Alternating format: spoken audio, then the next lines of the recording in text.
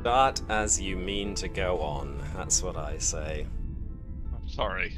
This No, you're not. monster's like this monster's properly kicking in now.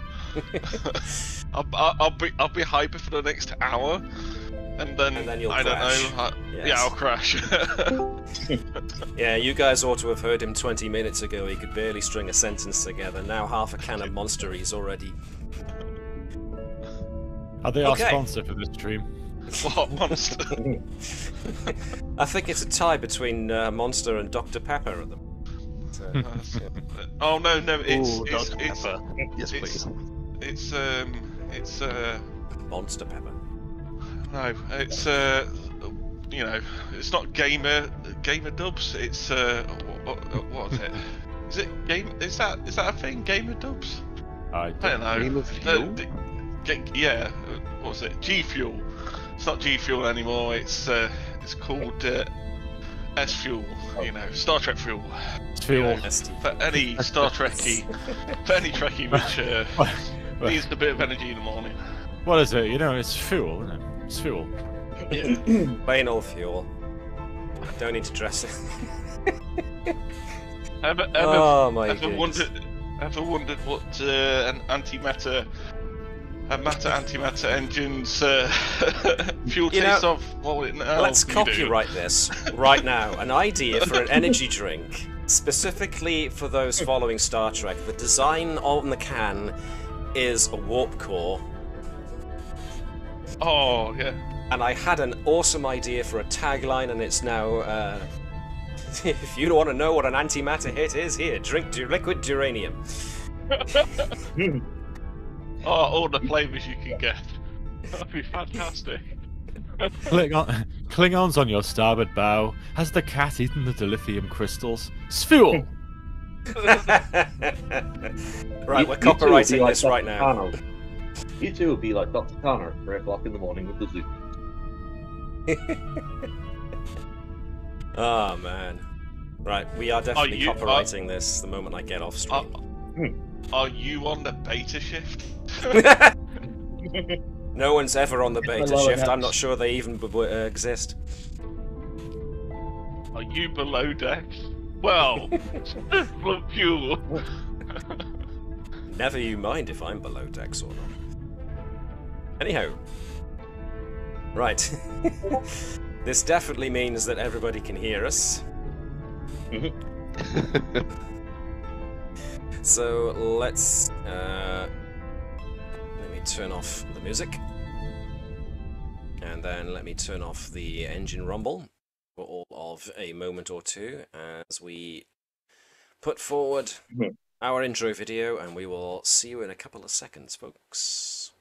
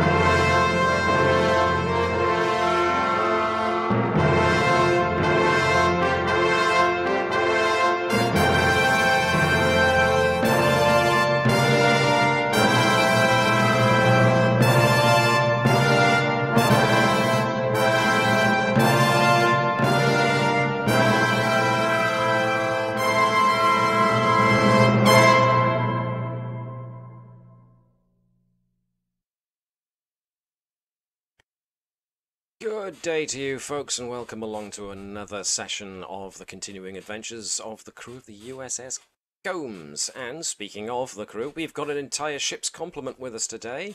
Hooray! So let's get this show moving. So, if we will cast our minds back to the heady days of last week, we will remember that we were in a bit of a sticky situation. The Nightingale had crossed over the Romulan the Romulan Neutral Zone border, excuse me, and the Romulans, who had turned up to kindly tell them to turn around and go away, in that typical Romulan fashion of Finally? open fire. What was that, sorry? I was going to say kindly, but you clarified with open fire. Yeah. The Romulan hello. Yeah, that's better. There we are then. They enacted a Romulan hello by decloaking and crippling the Nightingale, but the Nightingale were allowed to get a message off to Starfleet telling them what had happened, and so the Combs has been brought here to try and help the situation in any way they can. And we found ourselves with a bit of a sticky situation, with the Romulans threatening to take the Nightingale and its crew away back to Romulus, whilst the crew of the Combs are trying to figure out exactly what went wrong with the Nightingale, because some of it seems a little bit suspicious at the moment. But before we get too far into that, I want to bring everybody's attention to our usual... I can just turn this down a smidge. Our usual plugs. First of all goes to the Utter Crisp. Hello, thank you very much. Nothing too new quite yet, based on the last time I was on here. I'm working on a winter sale video for the Steam winter sale. Obviously, that'll be out in a few days to a week or so. I haven't done any of my having emoji reviews in a while, just because I've been very busy with work. Though after this winter sale video, I'll be getting stuck right back into that again in the new year. So yeah, please do keep your eyes peeled. Thank you. And also, we have... Do we have any more episodes of Solarity, Other Chris? Oh, yeah. Yeah, we do. There's another one coming up this week, episode 13. Unlucky for some, especially if you're on the receiving end of Elias. Yeah. That's episode 13 of, I think, 16 now. So, yes. Getting close. I do have a couple of other things coming up, possibly in the new year, but I really want to say something, but I can't. But I do have more projects coming. Nice. All right then.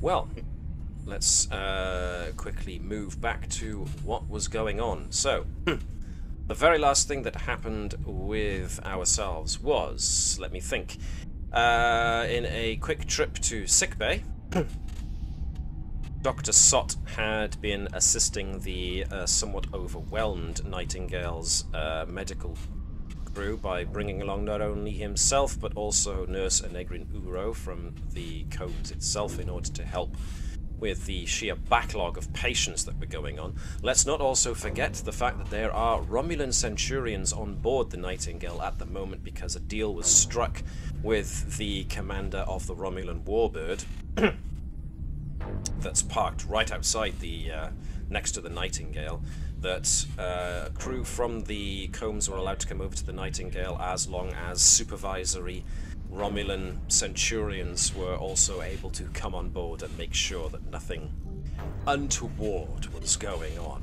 Not that you guys would ever do anything the Romulans would consider untoward. However... No.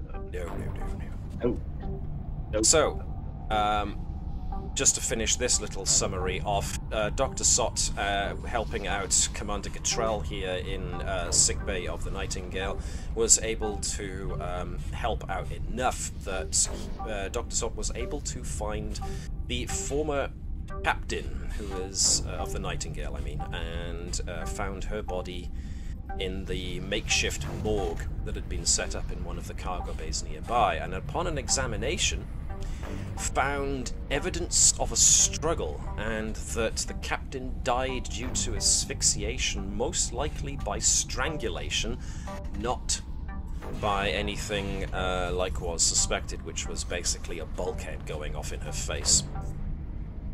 So, something odd going on there. What else? Various ship systems are being worked on to get back up to a running method, because, well, we're trying to figure out what exactly went on here. As such, we've been able to repair a couple of ship systems. If I can just take us to the bridge. So general ship propulsion was reactivated. Communications have been spotty but are on. Garrow helped fire up the secondary systems so that operational control is around. Much to much to Mark's amusement, he didn't actually have to punch the thing to get it working. He did it properly. There are still a number of things that do need to be repaired. Let's go to the engine room, where there was a problem with the warp core, but it was repaired, as was the safety systems of the warp core, and the overall exterior hull plating is now being worked on in order to seal those breaches. So things are starting to go more your way. It was when not Hopkins. We'll get to Hopkins before too long, I'm sure. But it's actually Lieutenant Tavish that I wanted to bring us back to, because Tavish had asked for permission to break away from engineering and go to check out the navigational array, because that's apparently where all of this trouble started.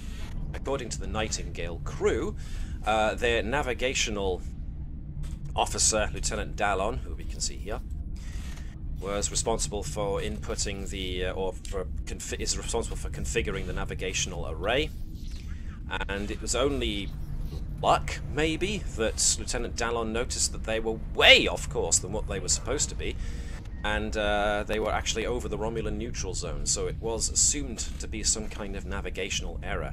And just to check it, Lieutenant Tavish donned an EV suit and went outside onto the hull of the ship, along with the Romulan that's been accompanying her.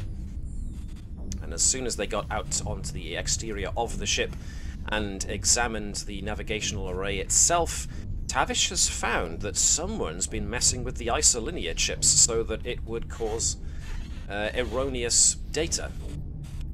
And that's not something that was caused by any kind of accidental overload or anything like that. Somebody had to have deliberately maneuvered the isolinear chips into a different configuration.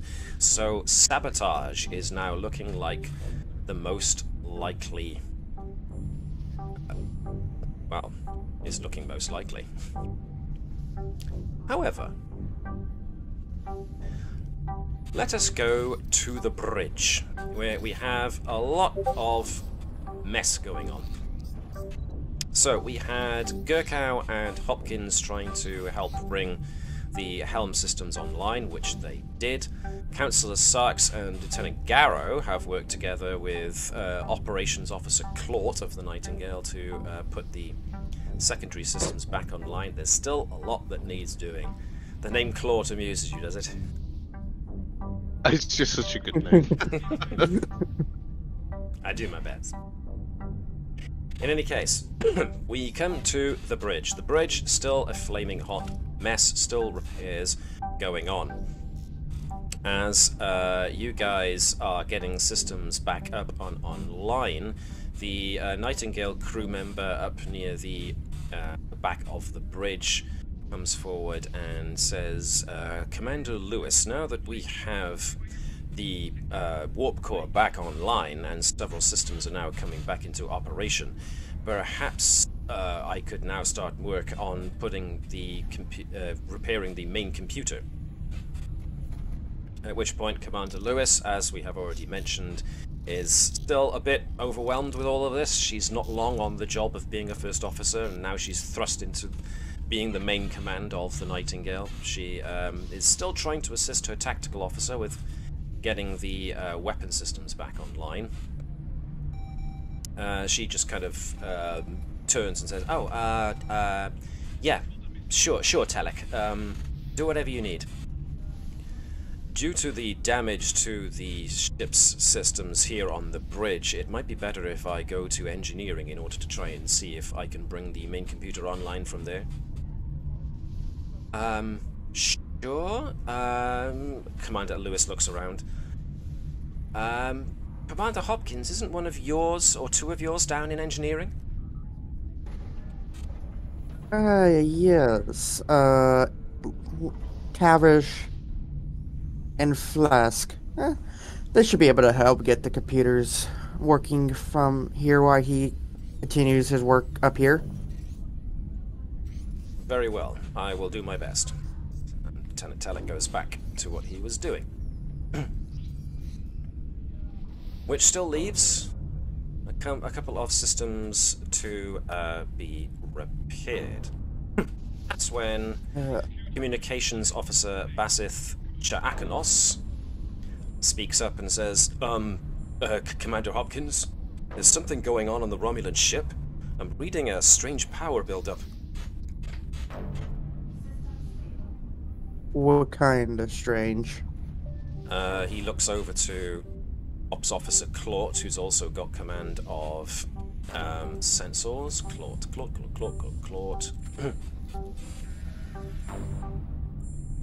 Claude is reading some kind of build-up in their power systems, Commander. It looks like their reactor might have sprung some kind of fault. Claude is reading a build-up of tachyons. Sure enough. Anybody looking at the sensor screens sees a sudden wash of energy come out from the Warbird, and Communications Officer Jackanos has to pull out the earpiece from his ear as this loud feedback screech goes off. Oh. It seems the Romulans suffered some kind of malfunction to their engine. It's flooded the area with tachyons. It's messed up communications. Damn it, I just got that thing working again. Lovely.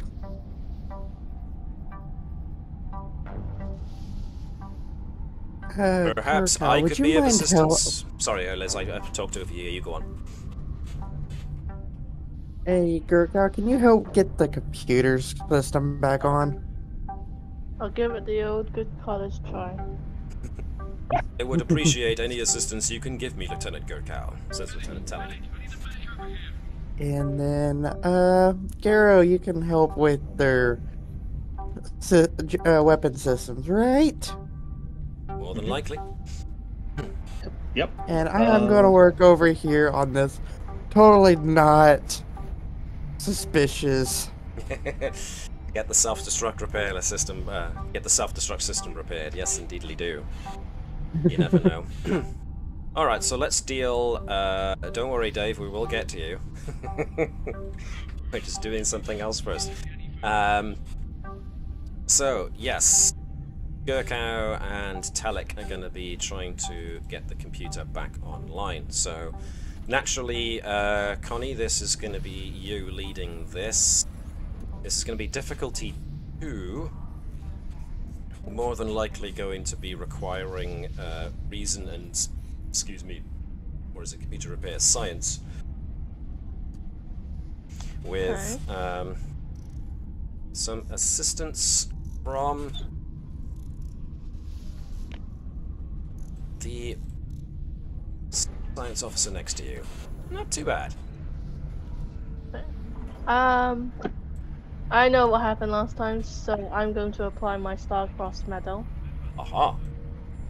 Just want to bring that up on the display for us so we can all see.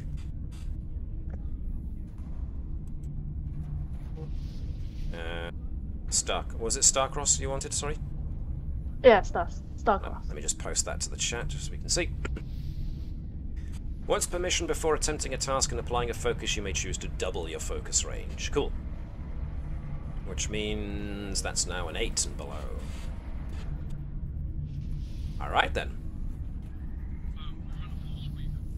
Any focuses that you think might apply besides the obvious? The one we always go for? The obvious, right? Yeah. It suits the Tellarite mentality, I think. Okay, so that's not bad. That's a 3, so let's do 6. Is that actually 3 successes? 9, 10, 11, 12, 13. No, it's not. It's 2. Okay.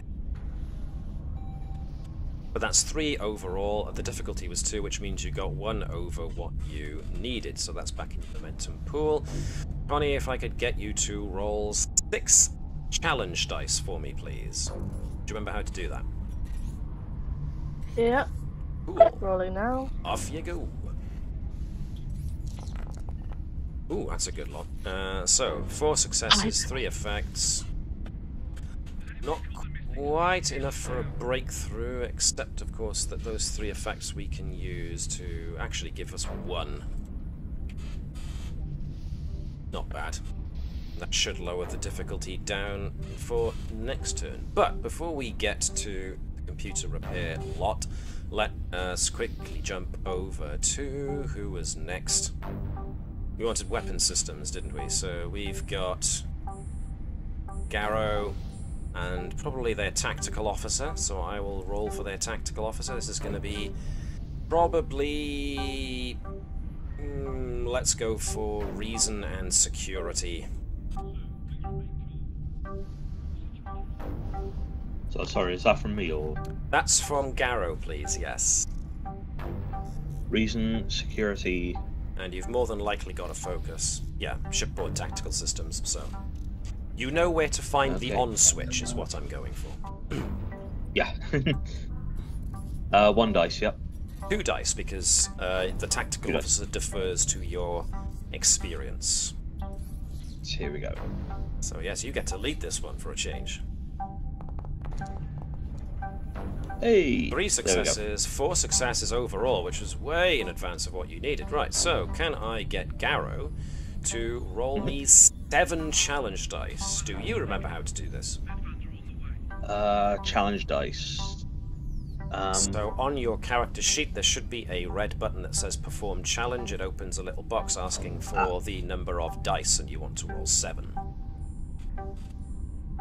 Here we go. And... Nice. 1, 2, 3, 4, 5, 6. That was exactly what you needed. Weapon systems have been brought back online. A high five from the 2 tactical officers. Actually, no, that would be too mundane. A fist bump. A really hard fist bump. The kind that makes poor a tactical officer, Adrian Vance, shake his hand going, ah! Damn it, that hurt! Alright, Hopkins is trying to surreptitiously repair the self-destruct system just in case things need to happen. So, this is definitely going to be needing somebody with command override kind of thing, so that was probably a good call. Let's have a reason and command check from Hopkins, please, in order to try and get this back online. And since a self-destruct system does count as a shipboard tactical system, I will allow you to roll focus on that. Yay! Can I use a momentum to get a 3rd dice? As long as it's okay with everybody else? Yeah. Alright then. Yep. Go for it. Let's do it. Cool. Can I also use the value of never back down? It's... Oh, yeah, I can be persuaded. Yeah, because you don't really want to hand over Federation Starfleet stuff to the Romulans if you can help it. That's a funky set of dice. 5 successes. Whoop-ah, good lordy. Right, okay. So, Hopkins had 5, so can I get you to roll me 7 challenge dice, please? And you got 3 over and above what you needed, so... Successes, 2 effects, and an extra 1 is 4. Alright, no breakthrough. What was that extra dice for? See if I get my determination back. Oh, right, of course. Was it? Which... It's not folding down. What's going on? Huh, that's weird. It's not giving us the result. It just says there was 1 effect. Which means it was either a 5 or a 6. Which was what you want to get the thing back, so okay, yeah. Okay, haven't quite hit the number necessary to get a breakthrough on that yet. At which point, Lieutenant Telek nods to Lieutenant Gurkow and says, this is not going as quickly or as efficiently as I would have hoped. Perhaps if we, how do the humans say it, tag team this. If I try and free up some resources from engineering, you could work on it up here. We could get the computer system back online more quickly. If that is what is needed, then let's do it.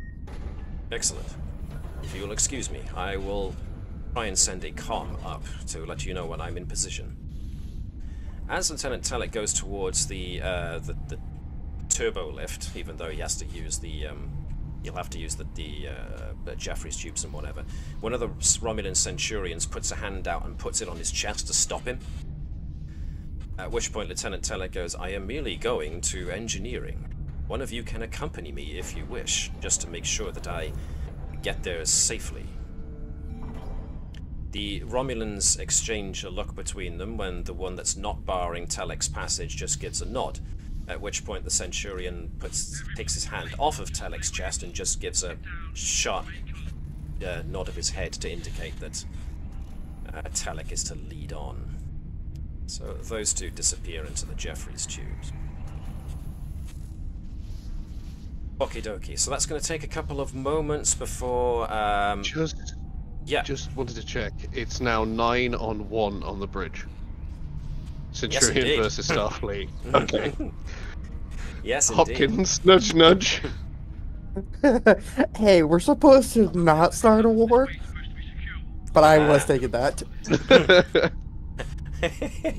So both Garrow and Hopkins are kind of exchanging a look now to go, huh? Only one of them left. Honestly, 2 against 1 would have been a better odds for the... would have been more fair. 2 against 1 would have been fairer. Speaking of potential confrontation, let's zoom us back to the exterior of the ship, where Lieutenant Tavish has currently got a Romulan in a Starfleet EV suit pointing a disruptor at her. Doesn't know which cornetto to choose. You know, the mint and chocolate one or the chocolate and hazelnut one. Beg your pardon? She doesn't know which cornetto to choose. The mint chocolate chip one or the chocolate and hazelnut one.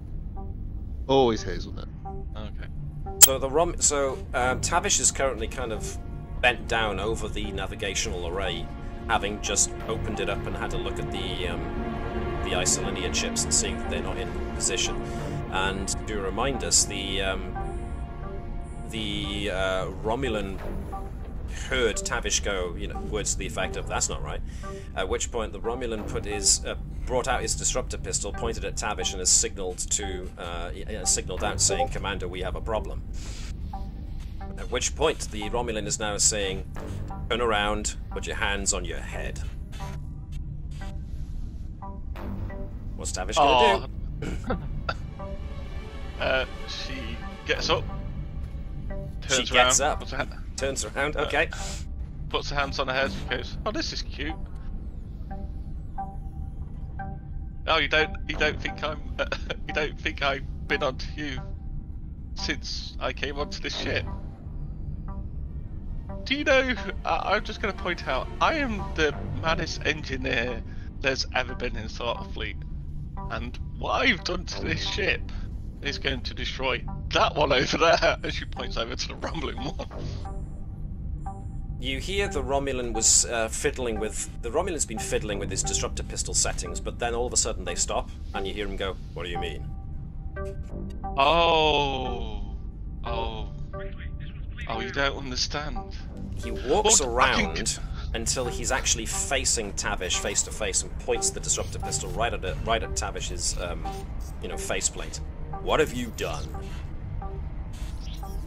Well, you may have thought I was, sorting this out, when in fact I've just sent a signal over to your ship for it to, self-destruct.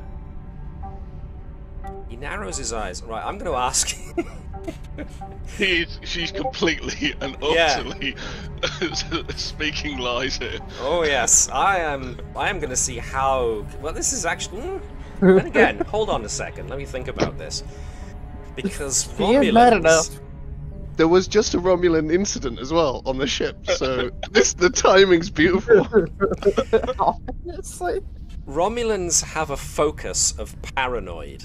Now, how paranoia is a focus? Well, when you constantly lie to people, you are paranoid that people are lying to you. Yes, so the But also seeing threats where there's no threat. yeah.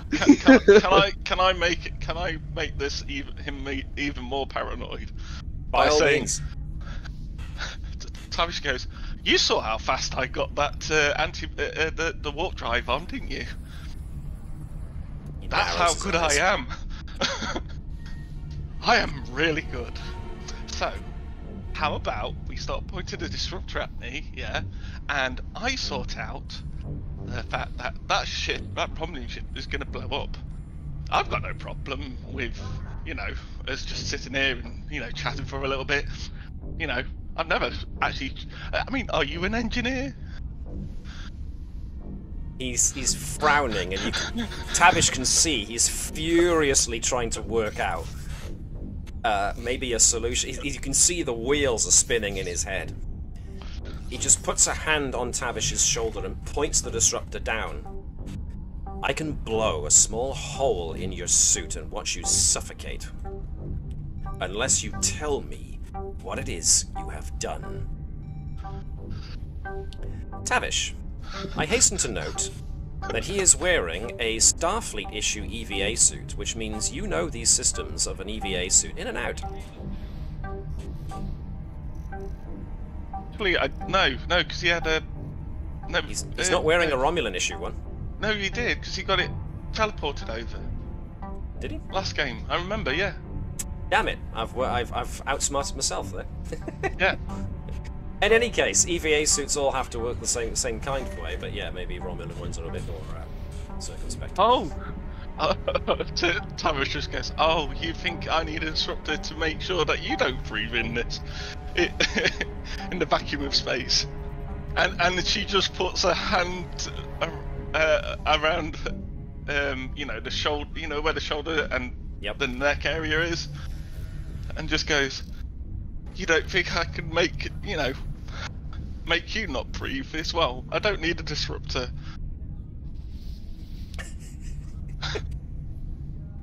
Alright, and she's... I was going to say, Tavish now has her eyes completely wide open, looking like a very, very crazy person at this very moment in time. Alright, so the Romulan is there, he's furiously trying to think of something, at which point he just says, "Alright, turn around, head back towards the airlock." Try anything. Sure? Are you sure? Are you Move. positive? Move, I mean, Starfleet. Don't you want me to shut off the self-destruction on the Romulan ship? Get I can do that. inside. Now. Move it. Okay, alright, well, your head be it, So, the Romulan... Go on. I'm not the one who's gonna be, watching their friends die their comrades die on their Romulan ship. Ooh, it's a nice warbird though. The silence from the Romulan speaks volumes. You can practically hear the hamster wheel going really, really fast, but you do go back into the airlock. As soon as the airlock closes and he unclamps his EV suit helmet, he nudges Tavish to do the same, as he's also nudging her forward back into the navigational room. Lieutenant Dallon is still working on something to do with the navigational ray when he looks up and sees Tavish being walked in by the Romulan with a disruptor drawn. And is trying to figure out something to do or say, when all of a sudden there's a slight rocking of the ship, and Dallon looks down and goes, "That was weird. There was a tachyon burst from the bird of prey." Tavish just looks over at the Romulan with a big smile. Oh. Now, there's a good news and bad news side to the what just happened. Good news is it can sell your lie very well for just a moment. It's making the Romulan hesitate. The bad news is the Romulan might well know that as well as you do, that the tachyon burst will disrupt communications in the nearby area. So if you really do have something that can send a signal to, but he might think that you've just sent it. So now he's furiously working. He's distracted. What are you going to do? I'm going to shoulder barge him. Okay. I am going to make Dallon give you a. I'm going to make Dallon give you a hand here.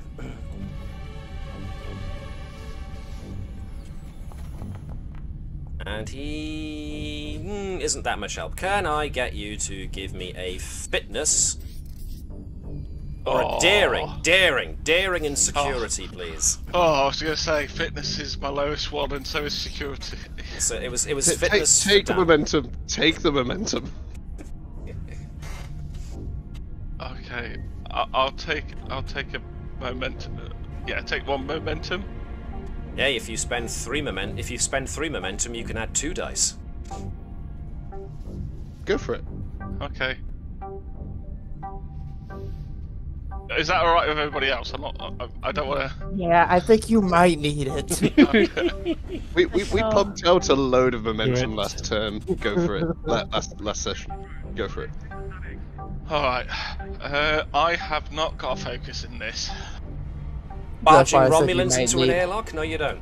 No, you might. You can't call it a crisis as a value. Look, Well, as a everyone needs value. hobby. Sorry, what was that, Chris? I said everyone needs a hobby. Well, yeah. Sadly, shoulder tackling Romulans doesn't appear on the list. I know what my new focus is next time we change it all up. Lies, and more lies? No. Shoulder tackling Romulans. Right, so, yeah, 4 go dice, for it. isn't it? It's going to yeah, be it's 4 dice. 4 dice now, yeah. Alright, no 20s because I do not have a Legion of Honor anymore. You don't. But you do have to, ooh, hang on, no, I can see a 1 there. 4 successes. So Dallon comes running over and gives the Romulan a shove just to knock the Romulan's disruptor pistol up in the air, and Tavish uses the excuse to just shoulder him into the airlock, allowing you to just shut the door on him and lock it. Well done. I'll give you 1 momentum back for that. Do I open up the outer hatch? He won't die if he's got his EV suit on. But if you open up the outer hatch, I will point out that if you open up the outer hatch, you'll be free to roam the outside of the ship. Oh, yeah, maybe not. He is wearing an does EV he still suit. But he did take his helmet off. He did take his helmet off. Does he still have it in his hand, though? That's the question. Does he still have his disruptor, or did he drop it when he was shoved? I am going to say he dropped it when he was shoved. Okay, he's pretty neutralized then. And communications are out, so he can't signal for help. Okay, time to pick up the disruptor and give it to my new friend. Dallon takes it. It's like, whoa, okay. What do you want me to do with Point it at Romulan. Right. Do we? Are we able to and Tavish just looks at the Romulan, just goes, points at Romulan, and just goes, and then points at her, and puts her hands up, telling him to put his hands up. He just stands there, looks at the sealed bulkhead in front of him, and just throws his hands up in exasperation. He puts his fists on his hips and just starts pacing back and forth angrily. Can we, if we've got the system, most of the systems up and running, can we put a force field around that airlock so nothing can get in and out? No, Sure. no transport. No, I need Tavish needs to get out. Well, no. You're back on board the ship now, and that your Romulan guard is now neutralized. Yeah, let's trap him in there. Yeah, yeah. Actually, yeah, because I don't have. I know the navigation has been Tampered. sorted, Yeah. but we've got the combs nearby, and we know where the border is. Mhm. So as long as we can get over the border, navigation. Is... Right. Yeah. So where would So, Tavish actually, like to take herself next? Okay. There's only one Romulan with me. Actually, Let's say they only had 5 Romulans. I'm going to tell the navigation officer that to make tell him that the navigational array's been tampered with. He seems on really purpose. relieved and then troubled when he hears this news. Gonna ask him if he remembers anybody going out on a spacewalk. No, I suppose not, but, I mean, if the main computer was back online, I could check the logs and see who did go out. People have to check out EV suits, and they need to log their authorization code when they do so, so if there was any way of checking it, if we can get main computer control back online. Alright, I'll go back to engineering and get the main computer back up online. Do I... Alright, I'm gonna put a force field round that, where the Romulan is. Okay? Okay, that's no problem. You can just initiate that with a command code. Okay. Pass me the disruptor.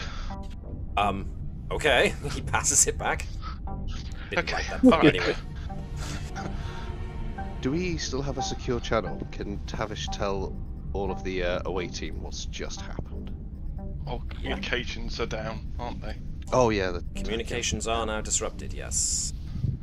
So Tavish is just gonna, I don't know, try and hide the disruptor as she will go back to engineering. So you're going to try and hide a bulky disruptor on your person. Well, luckily for you, you do have an engineering toolkit. So Okay. you could potentially fit it inside of your toolkit case. Okay, that's what I'm doing then. And I always pictured Tavish as being the messy kind of engineer, so I don't imagine she's got things laid out terribly tidily in there, so it's just a case of jamming it in with the rest of the chaos. easier to conceal if Yeah, you exactly. can't tell what's in there. Put it towards the bottom, but easy reach still. I did tell Matt I had an idea for this, and it went better than I thought it was going to. Beautifully. Okay, yes, I'm going. All right, stick that disruptor in my engineering toolkit, and then straight to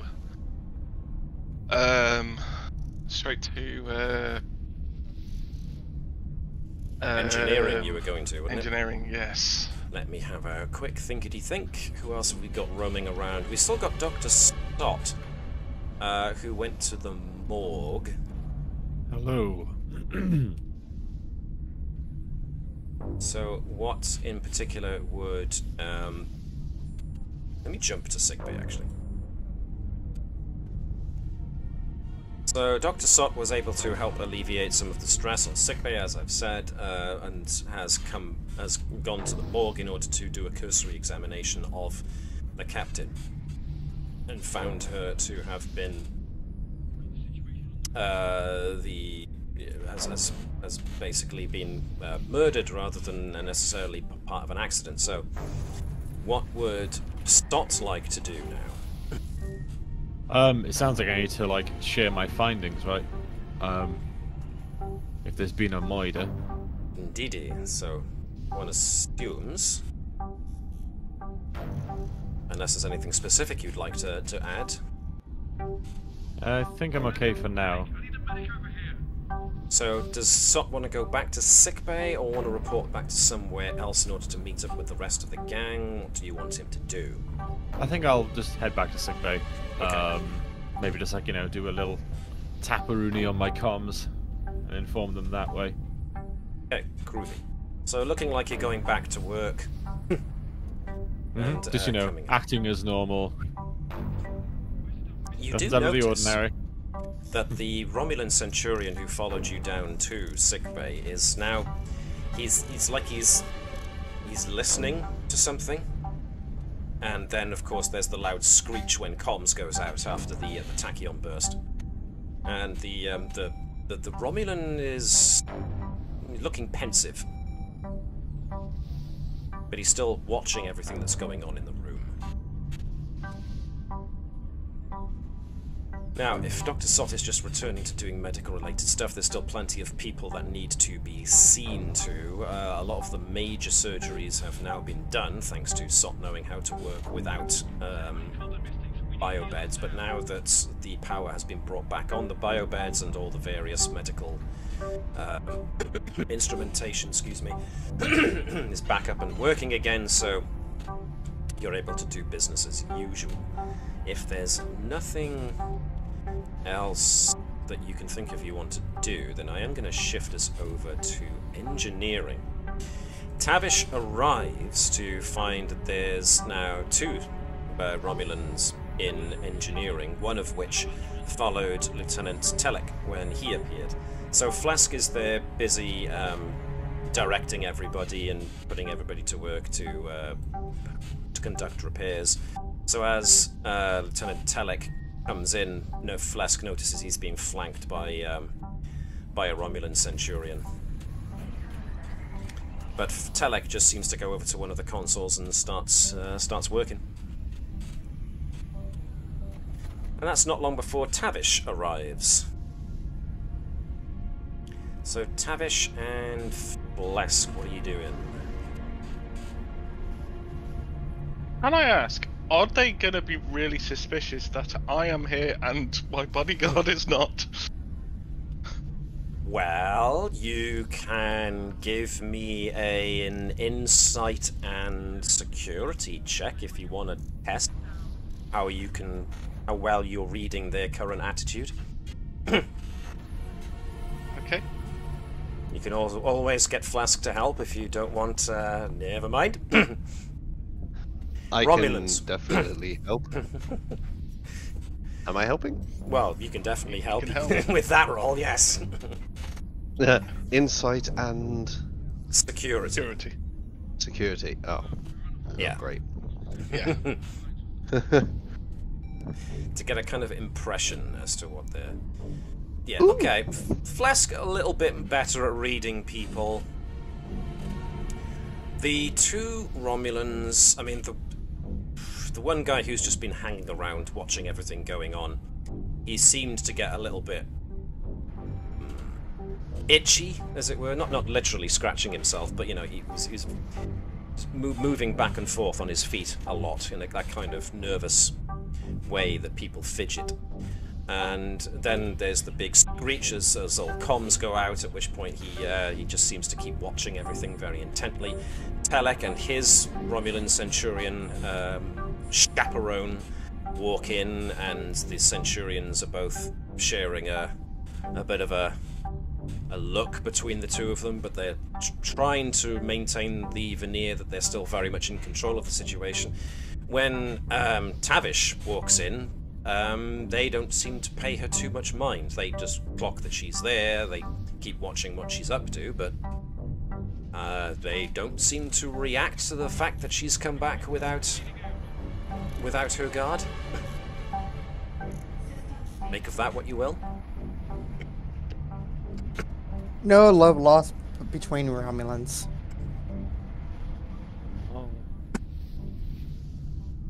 So, unless there's anything particular you guys want to do. Tavish wants to take Flesh to the side and inform him exactly what's happened. So the system's been tampered with, and you've got your Romulan guard neutralized in an airlock. Yeah. Gotcha.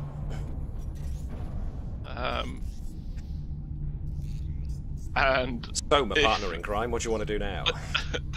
Yes. Yeah. It says that she has a disruptor. Has a disruptor in her thingy. I got a disruptor in my purse. You're not just pleased to see me. Okay. No. Well, let's get the computer systems back online, and you probably stand a better chance if one of them chaperones us out, and we go back to the bridge once we're done. Okay. So the Alright, two of see you what want to up- go back to the bridge and take one of the Romulans with you, so you can repair the computer system. Yeah, I think there's Nice. nothing else we can do here because we've repaired most of it. Cool. Let's do that. Let's take these guys. Let me Just to check, copy back to the Yep. tachyon surge was due to a malfunction on the propulsion or the warp drive on the Romulan bird. You don't know. You've been busy down here in engineering. If you want a better idea, then probably going to the bridge and checking the sensor logs would be the way to go. So, Because if we can do that. let's scan the Romulan Warbird once we get a chance to. okay. So it takes a bit of time to come up, which gives Gurkow enough time to look at computer repair. But you guys are going to be helping with computer repair anyway, so we may as well stall that until you get back, which gives Hopkins a little bit of extra time to try and work on the self-destruct system. So let's do that while we've got the excuse. Same role as last time, but maybe bring in Garrow to help, perhaps. So you've got a bit of extra assistance. Some percussive maintenance. Honestly. Garrow is a smart man, I think you will find. He helped switch on the operation systems. He's not just here for shoot, bang, fire. Man of many talents. I mean, most if of all it. else fails, Go on. if all else fails, just hit it. There's always that fallback position, yes. Alright, so if both Garrow and Hopkins, probably with Hopkins leading, can give, what did I say was last time? Reason and command. Garrow can substitute command for security because it is a security system, is the self-destruct, so. Okay, so shipboard tactical systems I can use Yes, on that? indeed. Same for both of you, yeah. Shipboard tactical system works as a focus. And just the one dice for me. Just the one dice for you because you are assisting your commanding officer. Nice, 2 successes, which was on the bean what you needed. So, same roll as before. Please, Liz, if I can get 7 challenge dice from yourself to see how well you progressed. 5 successes, which is a breakthrough. 1, 2, 3, 4, 5. Lowers the difficulty. Alright, you're close. It just needs a couple more command codes and it should be back up and working again. And that's the kind of time it takes for Flesk and Tavish to arrive back on the bridge along with their Romulan chaperone. So I'm just going to put him there next to the other guy. The Romulans do share a look, but that's all they do. Yes. Tavish is going to walk out of Garrow and Hopkins. Which one of them has a phaser? They both do. Which one has the bigger phaser? That's a good question, because considering you've been brought over here in order to see to repairing a ship, but it's more than likely going to be Garrow, Okie dokie. being chief of security. I'm going to go up to my commander. The way you said that, I almost picture it like Tavish is saying that out loud. I am going to the commander!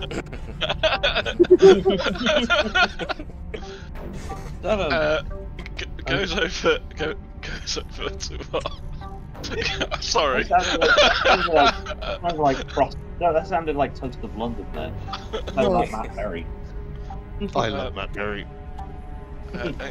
Just goes over and goes,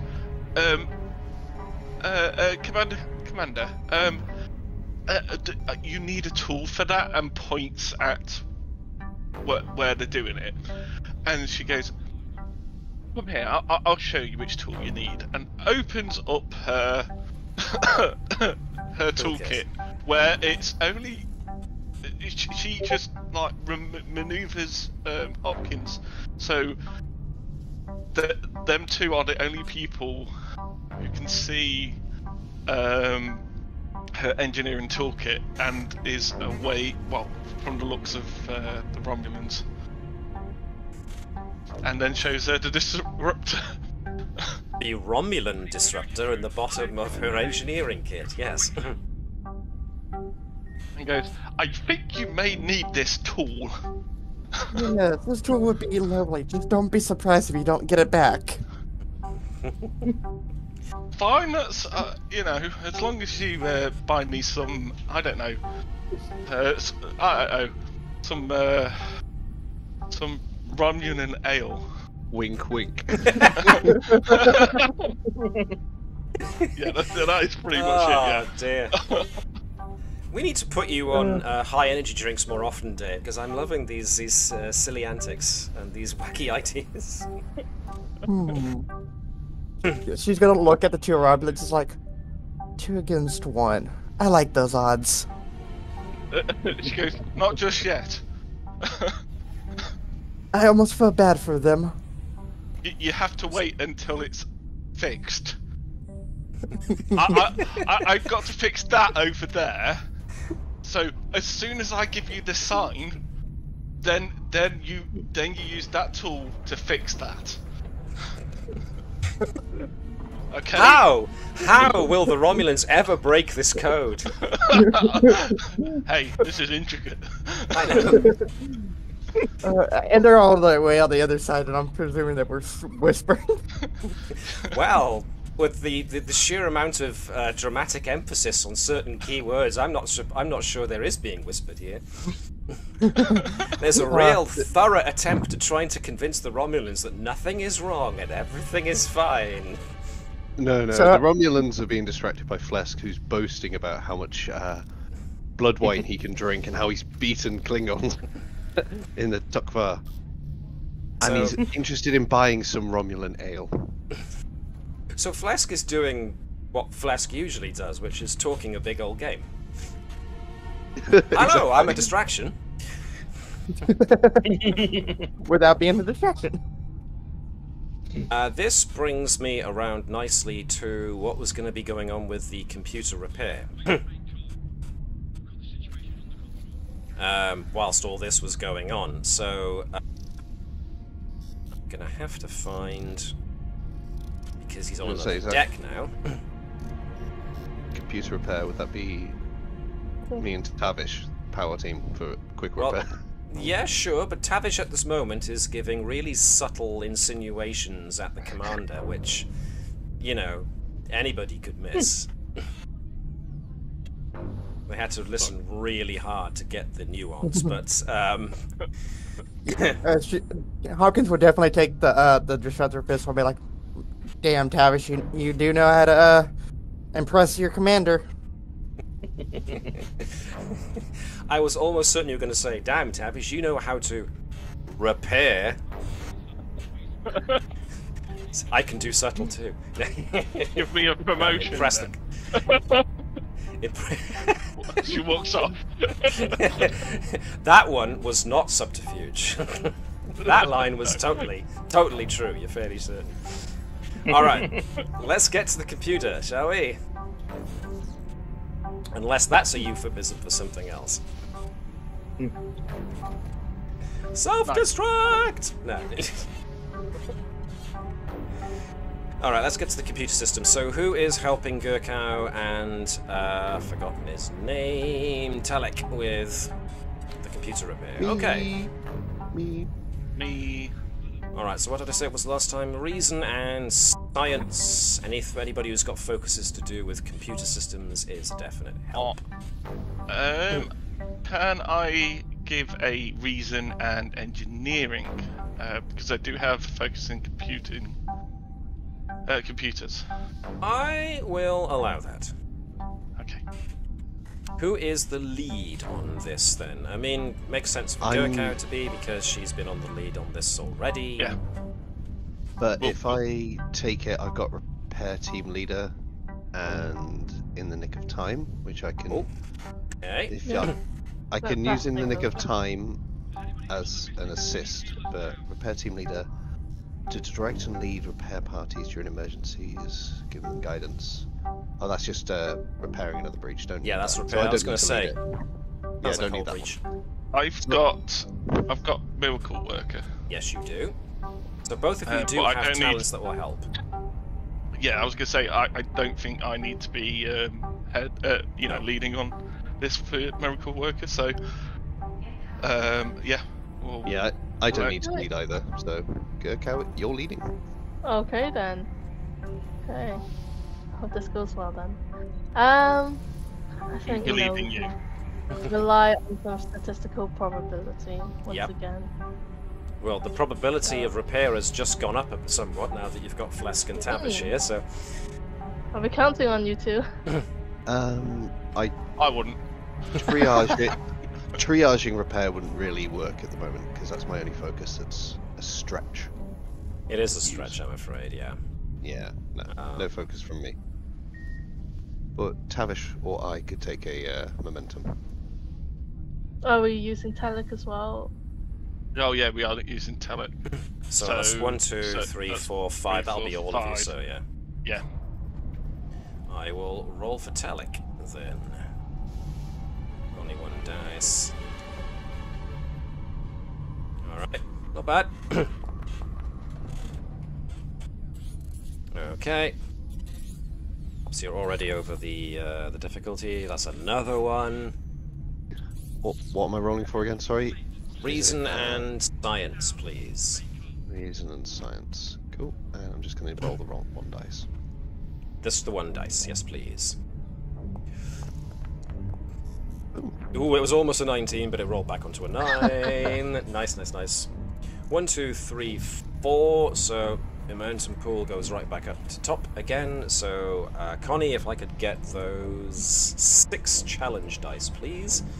And we can use Flesk's and Tavish's talents to assist now that we've got them there. Off I go. Oh, that's good. 1, 2, 3, 4, 5, 6, 7. So that's 1 breakthrough. But if I remember, it's 2 breakthroughs. Choose. Yep. Yeah. And also an additional work for every effect roll, so that's another 4 successes. So you Oh, 4. storm through this. Yeah. So, Oh, alright then. It is a work of art how quickly you are able to get the computer system up and working with all of you again. So, with, excuse me, with Telek assisting from engineering, and you guys up here, you managed to reboot the entire main computer and a lot of people's, excuse me, consoles do flicker back into life. For the most part, the consoles on like tactical, comms, helm, and operations and all the rest have been operating on minimal computational power because the main computer itself was offline. But now you've reinitialized it, and something really interesting has just caught your eye.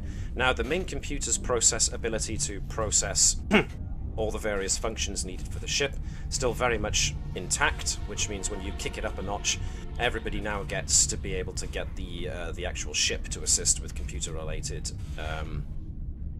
tasks and the like.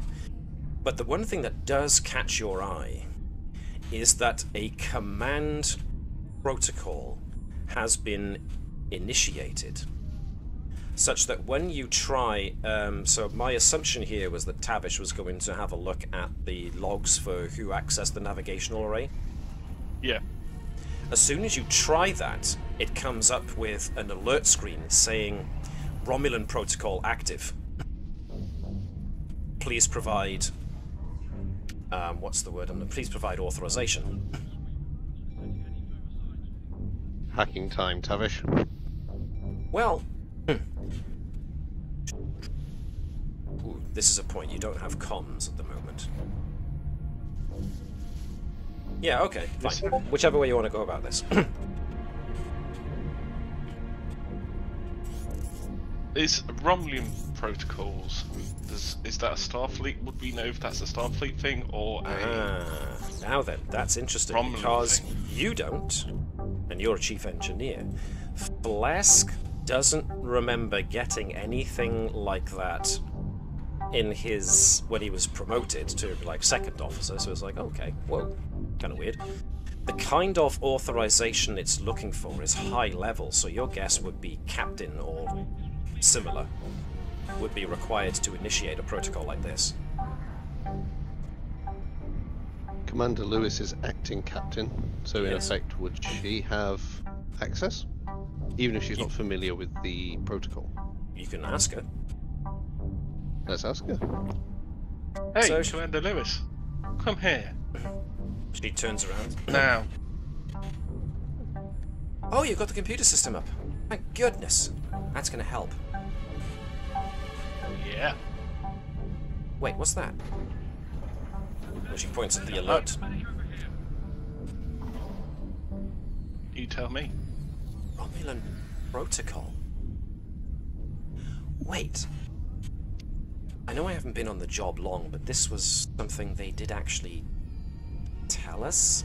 There's a protocol for Starfleet vessels that if you think your ship is going to get raided by Romulans, you essentially lock out the main computer and encrypt all data by initiating what's called the Romulan protocol.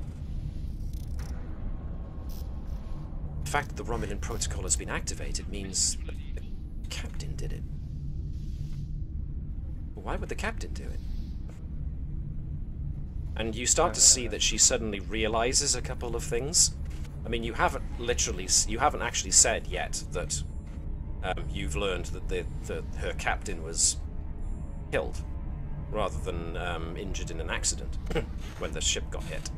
But you can see the realization is slowly starting to dawn on her, and she's looking very nervously in the direction of the Romulans. Tavish just grabs her head and tells her to look down. Just grabs her head and looks down. Do not bring attention to any of this. Yes. Would you mind going over and getting my commander, please? Yeah, sure. Commander Of course. Hopkins. Sorry. Act naturally. Naturally. Right. I am You got totally this. able to do I believe that. in you. So, Commander Lewis is very stiff when she walks over. You can see she's resisting the urge to look to her left and look in the direction of the Romulans. And she comes up behind Hopkins and coughs a little too loudly. Commander, they need your help over at the console. Okay. Would you help get this last system online? Of course, sir. Right away, sir. So that actually gives Garrow and Lewis something to do whilst Hopkins is away being briefed on what's going on. So let's do that quickly. It was going to be reason and security, wasn't it? Or reason and command. So looks like you're leading this one, Chris, if we can get Garrow to roll. Same as before, but with two dice this time. Security. Yes, please. Okay. Well, Lewis was no help. She's too distracted. Ooh, okay. Garrow manages it, though. He's fine. So can I get you to roll me... How many challenge dice? 7. 7 challenge dice, please. Okay. Ooh. Yep, Hello. that's brilliant. Self-destruct system has been brought back online. I just hope the computer doesn't actually say that out loud. No. It No, said, we thank just all turn to the Romulans and just go, monitors. I didn't do it. It's like, that's weird. Whoa. How Weird. did that happen? Right, Hopkins has been brought up next to the rest of her compadres. Now what are you doing? Tavish will talk to the commander. Will say to the commander exactly what's been going on. A little brief. Just go,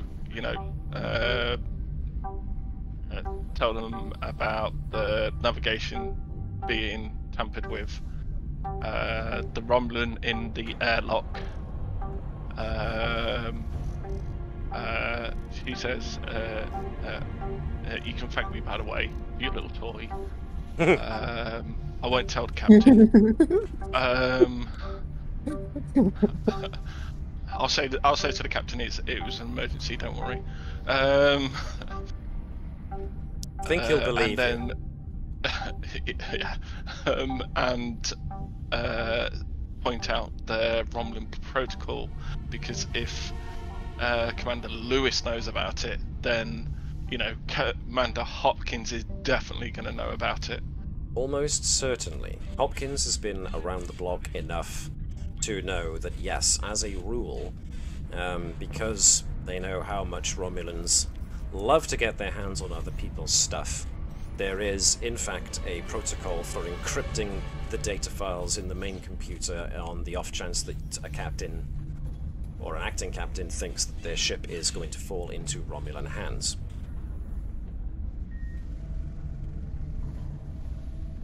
So, yes, Hopkins is well aware of the Romulan protocol. Oh, this is lovely. Should we also inconspicuously actually check the sensor logs now that we've got the computer? Well, therein lies your issue, because the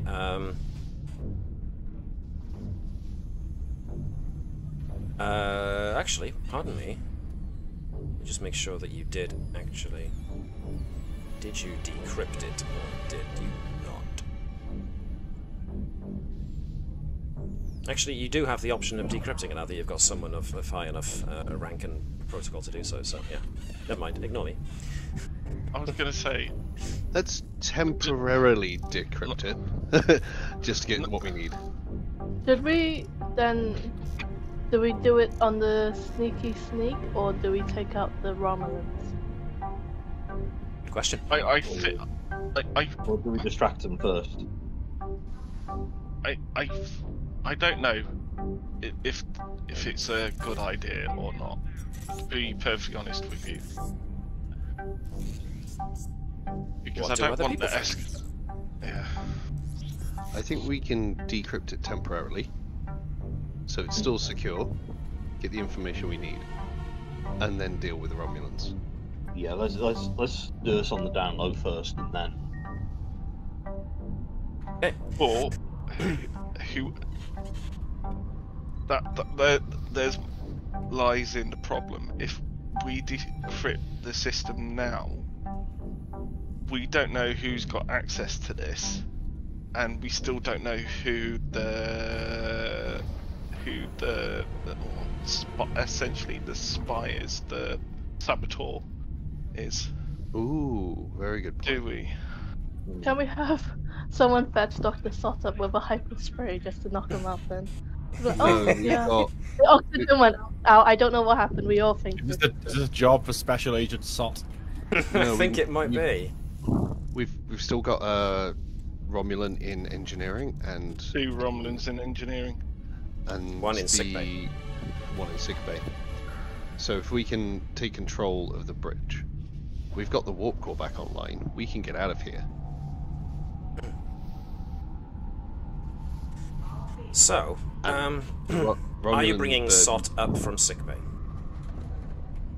Yeah, I think we should bring We- Sot. Do we not want Honestly, to get control of the bridge? We've got the power here with just Hopkins and Garrow, and then we can go to sickbay, and we can just take out the threat of all the Romulans first, because I don't think we need too much backup here. Tavish took one out on her own. Hopkins and Garrow could definitely take 2. and there is a lot of us here. Yeah. And then we can, once we got rid of 2, we can go to sickbay and take out the one. Then we got SOT, and then we clear out engineering, and we're in control. I don't suppose the Romulan disruptor pistol has a stun setting. Yes.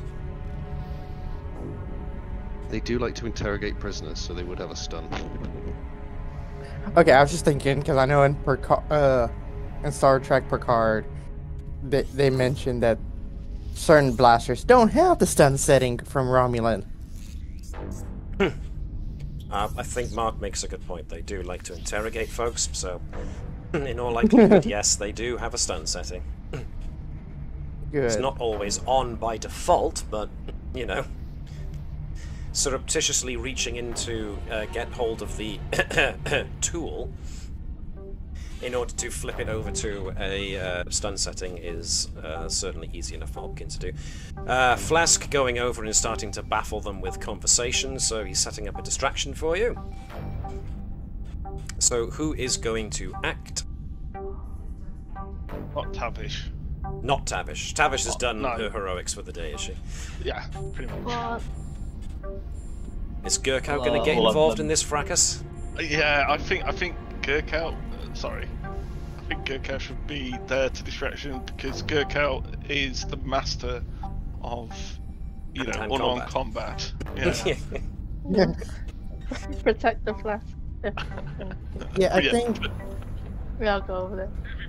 Okay. They're starting to get suspicious now that folks are lining up in front of them, so I'm going to kick this into operation now. Ooh. So, Why would you be so suspicious of people lining up right in front of you? So, which of you is going to go first, since you got the drop on them? I mean, it's not going to be Flask because he's busy breakdancing. Excellent distraction technique. Which of you guys is going to go first? Hopkins, Garrow, Gurkau, who? Can I go first? Absolutely you can if you want to go first. Activating Hopkins. Hopkins, you've got a fast action and a slow action. Cool. Let me just make sure this will fast. Alright, cool. So she's gonna punch him even though she has a disruptor's pistol. Can I get him? Can I use a momentum to get an extra dice? Go for Yeah. it. It's okay for everybody else. We got a full pool. Okay. I do have hand to hand. Yeah, Romulan gets 2. I do have death before dishonor as a focus. I'm just as a focus. You mean as a value? Sorry. Yes, as a value. Right, gotcha. I was looking for it, going, it's not there. It's the value. Death before dishonor. 4 successes, 2 over and above what was needed, which means you can add 2 to your unarmed combat damage. And the funny part is, Warrior Spirit. When a Klingon attempts a melee attack and purchases 1 or more additional dice with momentum, the Klingon may reroll any numbers of d20s. I'm gonna reroll that 17 to get it. You're gonna reroll the 17? Alright, then go for it. It's well within your capability to do so. It gets a 4, which means it's 5 successes, which means that you get 3 extra dice to add to unarmed combat damage. Let's see if I get my thing back. I get the effect back. Alright, unarmed attack first. That's the regular one. That with additionals. Which is 3 additional dice, right? That's correct. 2 successes and an effect. So overall, you got 7 successes and 2 effects. 7 knocks him down to that much. I think. 1, 2, 3, 4, 5, 6, 7. And 1 effect can disarm him of his weapon. Another effect can drop him to the floor. Yeah, definitely. Cool beans. So, yeah.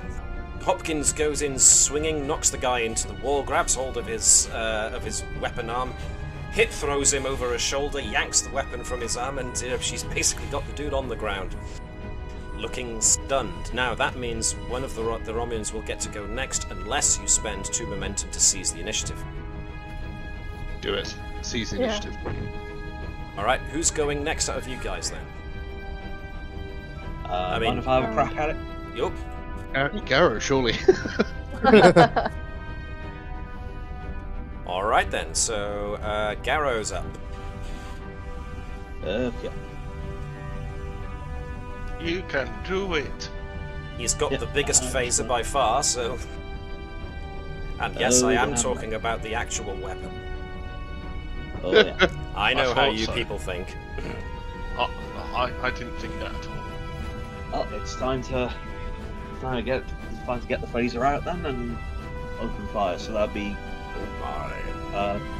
control and Security, please. okey-dokey. And the focus. 2 dice. Unless you want to add more. Yeah, I think is it okay if I? Spend a momentum, mate. Yeah. Yeah.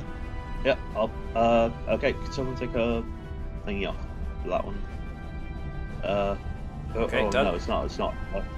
Oh, So you're it's rolling done? Yep. 3 dice now with a focus. Ready? 3, 2, 1. Ooh. Well, the good news is that's a solid hit. No extra dice though, so basically roll damage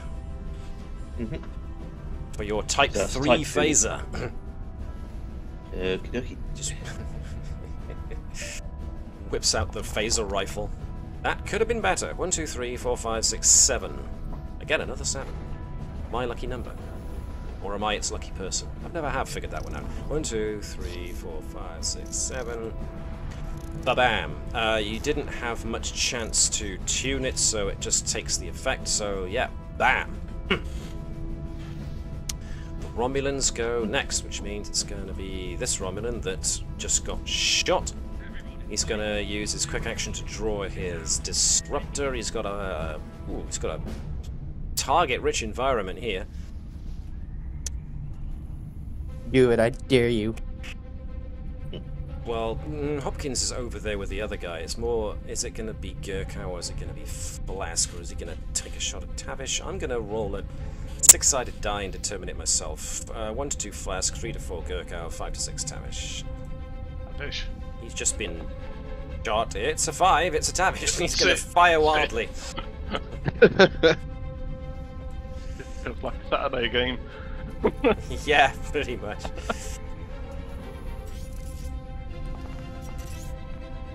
Oh, that's a wild swing and a miss from him. So it's a... Unfortunately, that shot goes wide and does hit one of the consoles. Luckily, it's one of the ones that was already pretty damaged anyway, and therefore doesn't make things any worse than they already were. One of you can now go next. What do you want to do? Who wants to go next? Flask or Gurkha? Gurkha wants to jump on and choke him out. Yeah, Gurkha, I'll finish the job. Choke him out, I like it! Slap him in a rear naked choke. Go for it. Daring and security. Security. Hand-to-hand combat focus and come on.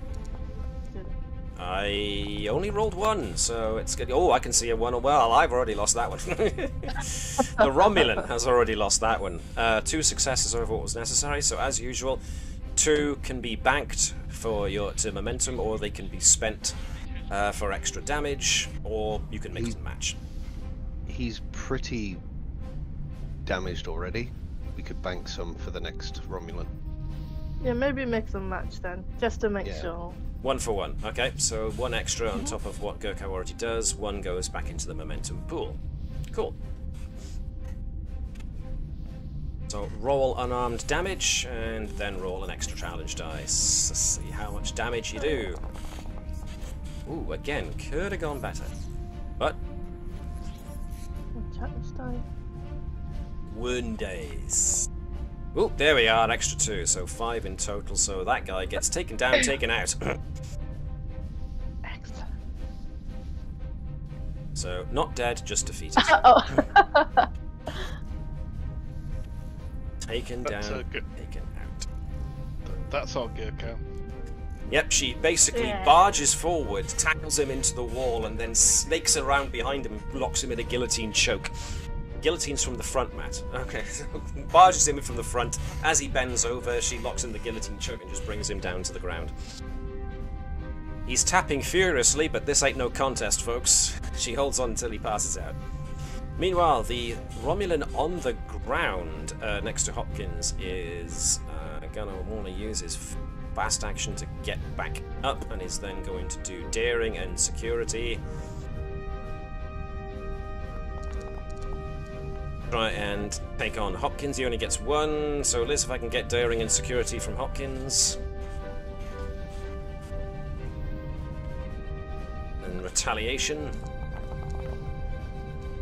10 out of 2 is 3 successes, so 2 over. So again, you can use both of those for extra damage, or you can bank them both for mix and match.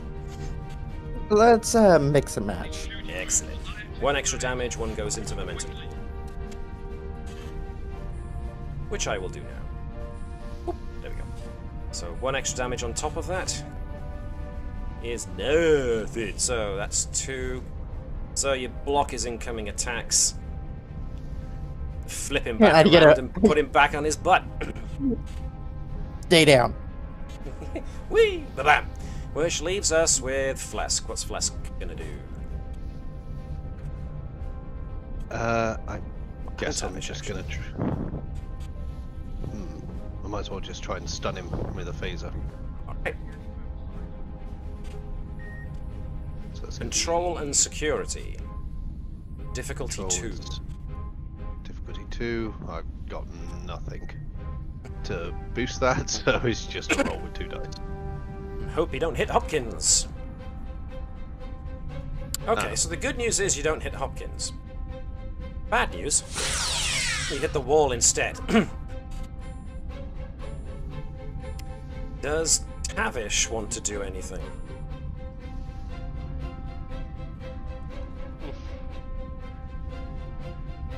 Because this guy is close to going unconscious. Excuse me. Just Tavish is going to get in there. Yeah, get in there. Jumps over Gurkow and does an elbow drop. This would be... what is this? Daring and security. I am going to make it harder for the Romulan because he is down on the floor. He only gets 1.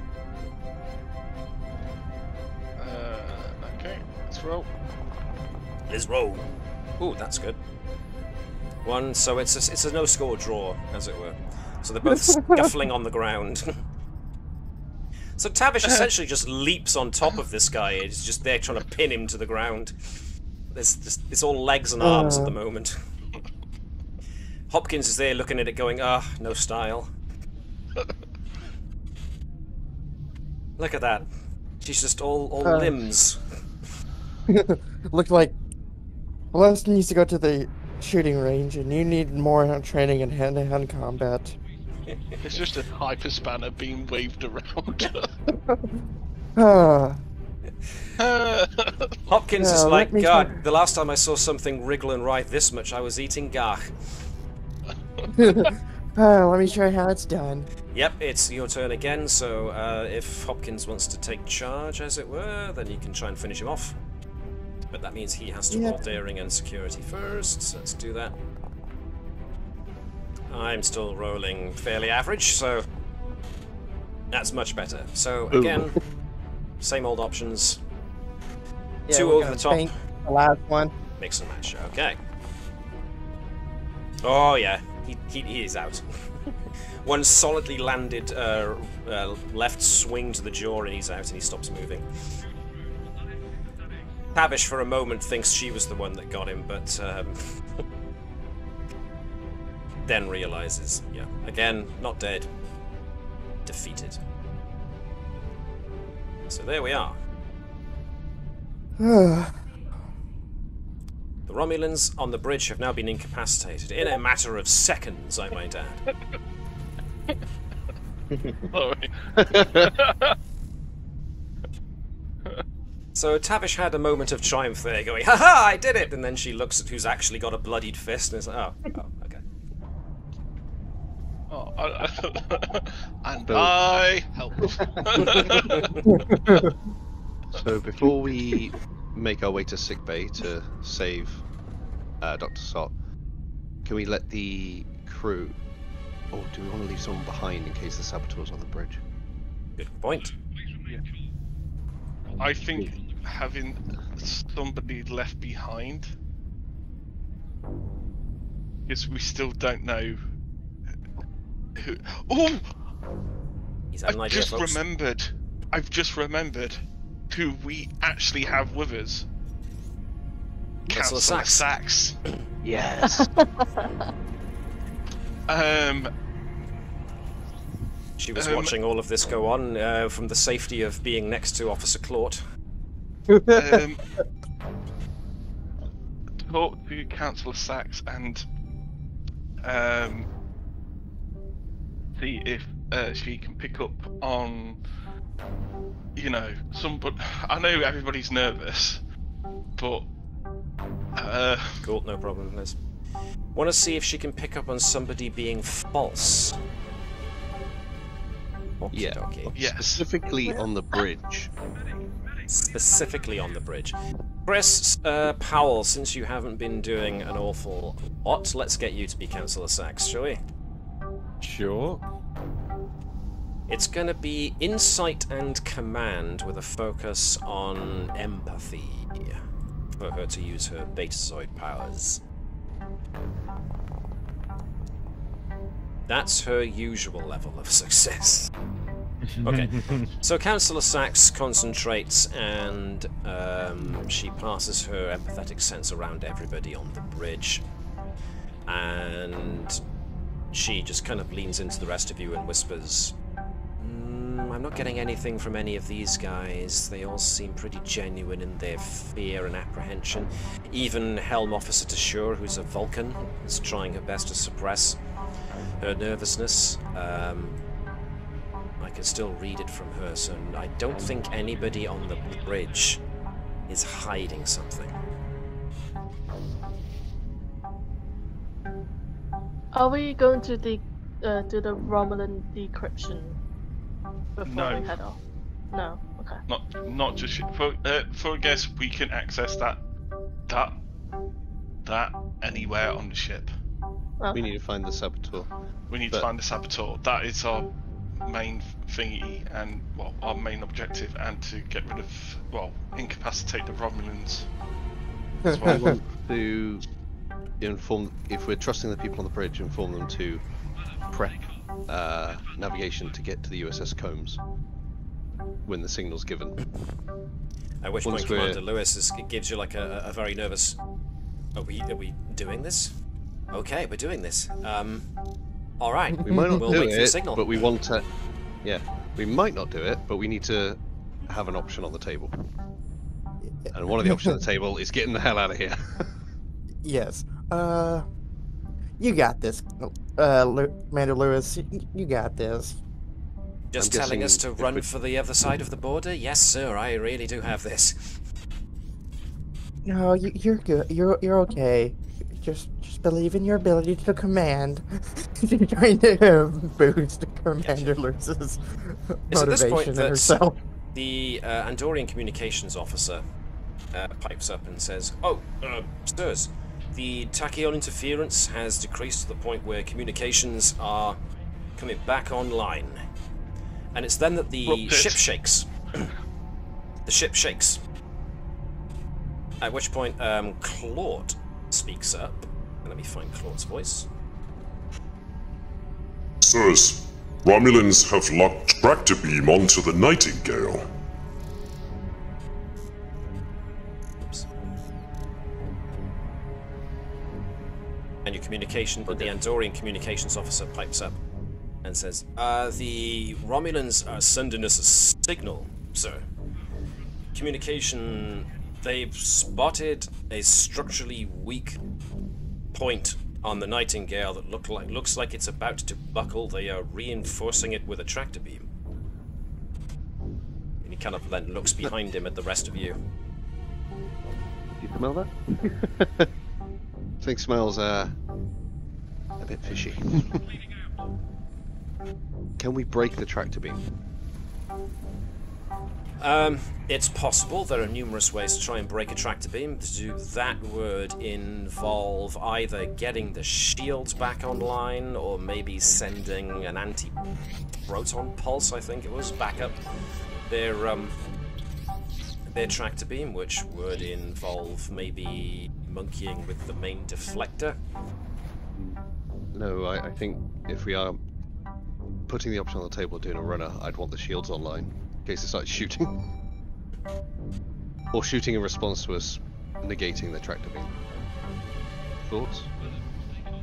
Indeed. Thoughts? I like your idea.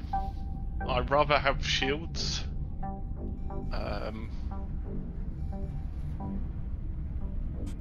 So Tavish and I get the shields online, and Hopkins, Arrow, and Gurkow go take out the Romulans. In sickbay.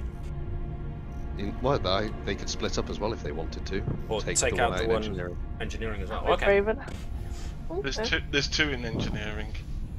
So two of you go to engineering and one to sickbay. Okie dokie. Hopkins coming.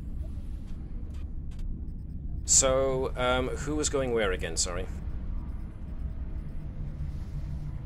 Who's going Tavish to and Flesk? sickbay? Tavish and Flesk to engineering, and it is up to the other three to decide where they want to go. Do we need to go to engineering to fix the shields? Can we do it from the bridge?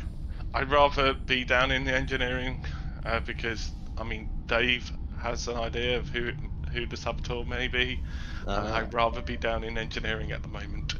Okay. I may be completely wrong, but I feel like somebody's been suspicious.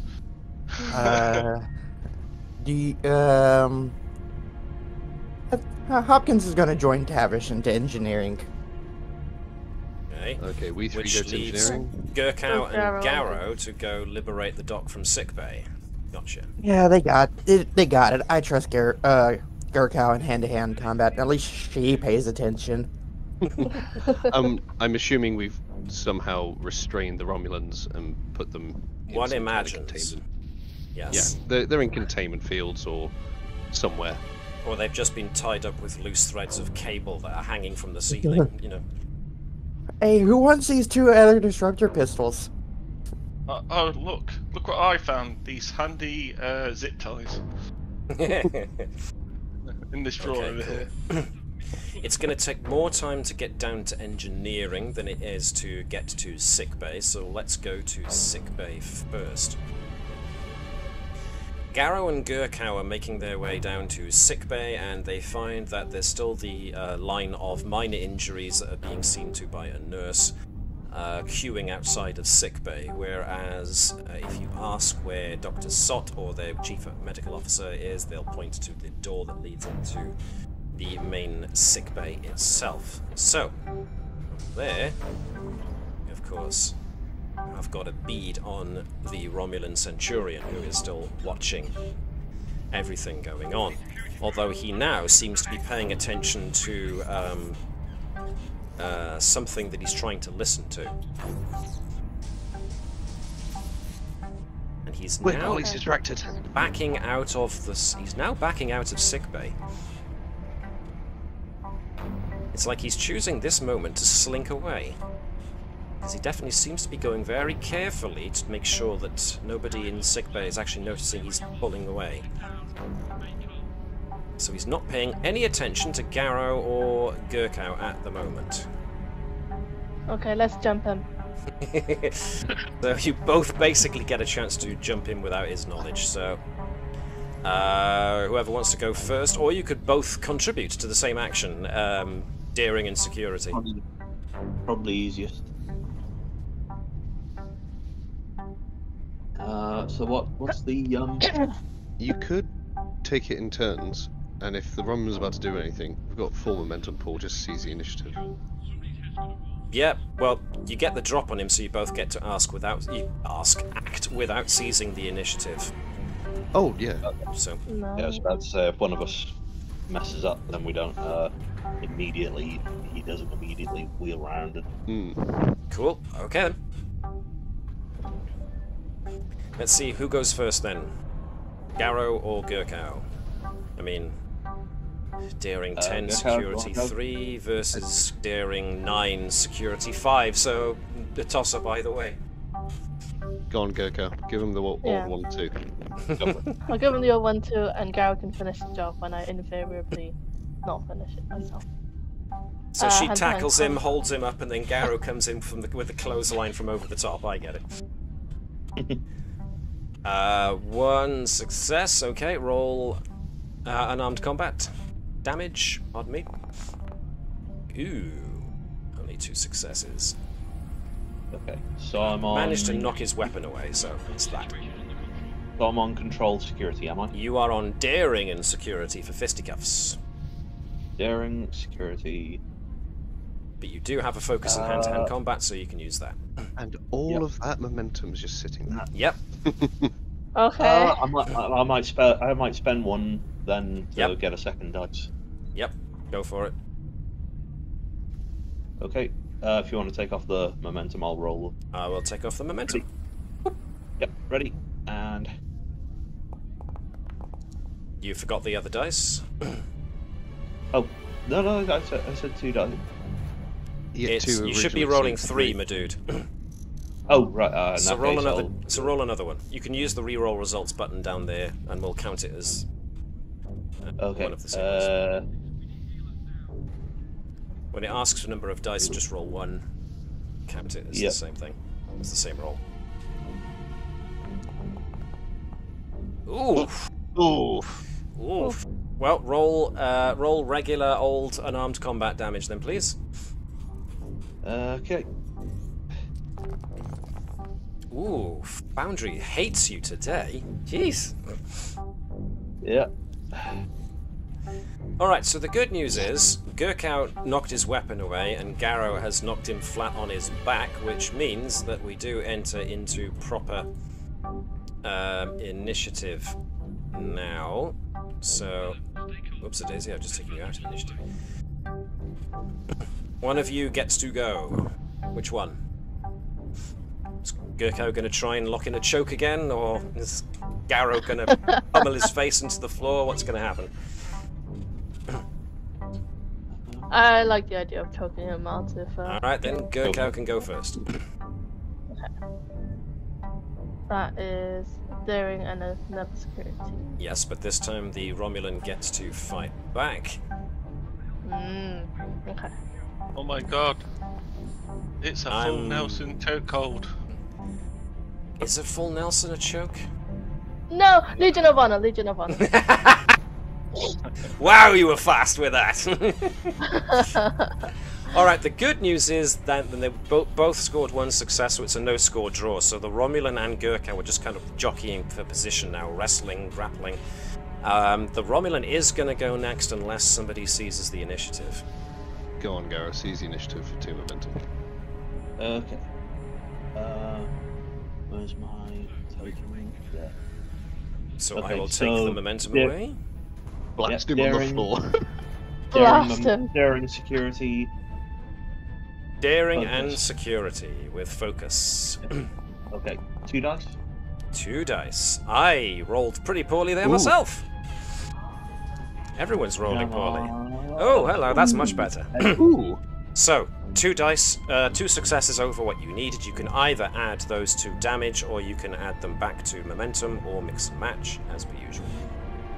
I'm gonna add them to damage.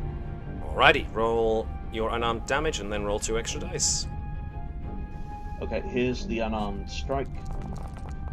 That's better. 5 with 3 effects, and the extra dice, So that's 2 extra. 2 extra. So it's just re-roll. the thing again, You can or is use Perform Challenge it- Oh right, boom challenge. There we go. on your character sheet, and if it asks for dice, you put in 2 and then 2. roll. Aha, 2 more. Oh hello. Hello indeed, so that's 7 with 5 effects. Knocked down, knocked out. You both basically bandy him to the floor and keep bashing his head into the floor until he stops moving.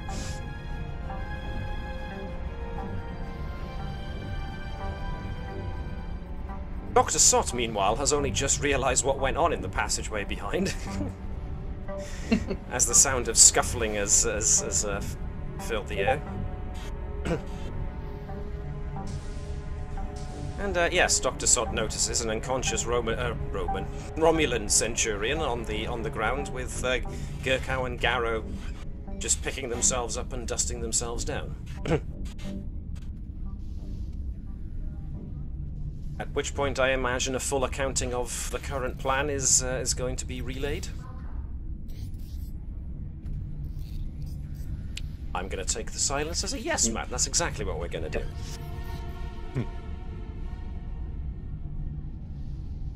So, let me see. Yes, indeed. Just saw the Discord thing there.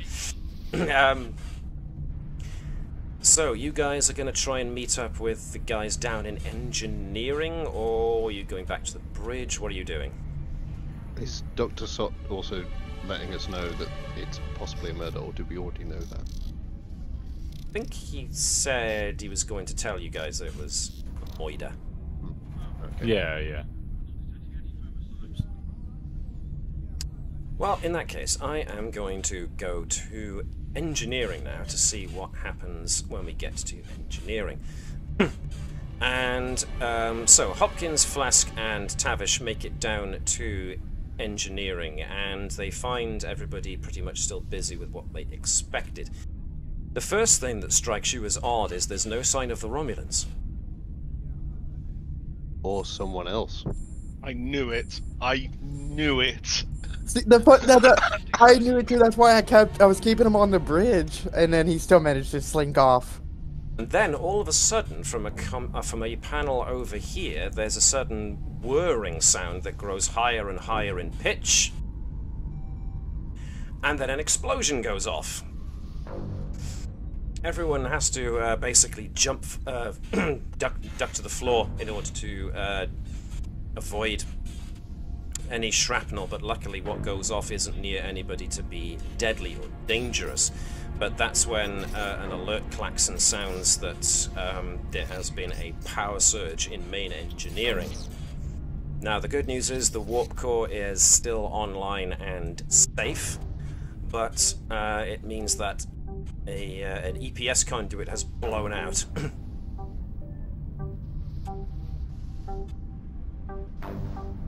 And I try and fix this. Absolutely. Yeah, Flask and Tavish will fix it. Hopkins knows where the imprisoned Romulan is. They might have gone there. Alright. We can catch them here shortly. Yeah, she's gonna ask the computer to locate the missing lieutenant. You are looking to locate Lieutenant Telek. Okay.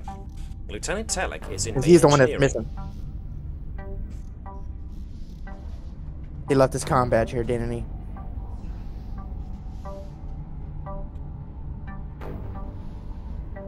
If Tavish and Flask are going over to help repair with stuff, they can have a look out for it. Mm-hmm.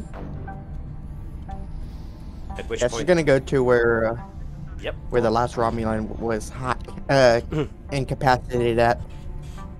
navigational control. Yes, indeed. Let's move Hopkins up that way. So, Tavish and Flask are going to be a little bit busy repairing that power surge. Meanwhile, if we go to the folks, Garrow, Gurkow, and Stott, you guys are making your way to engineering, which means you are busy moving down Jeffrey's tubes, because the turbo lifts are still mostly inoperable.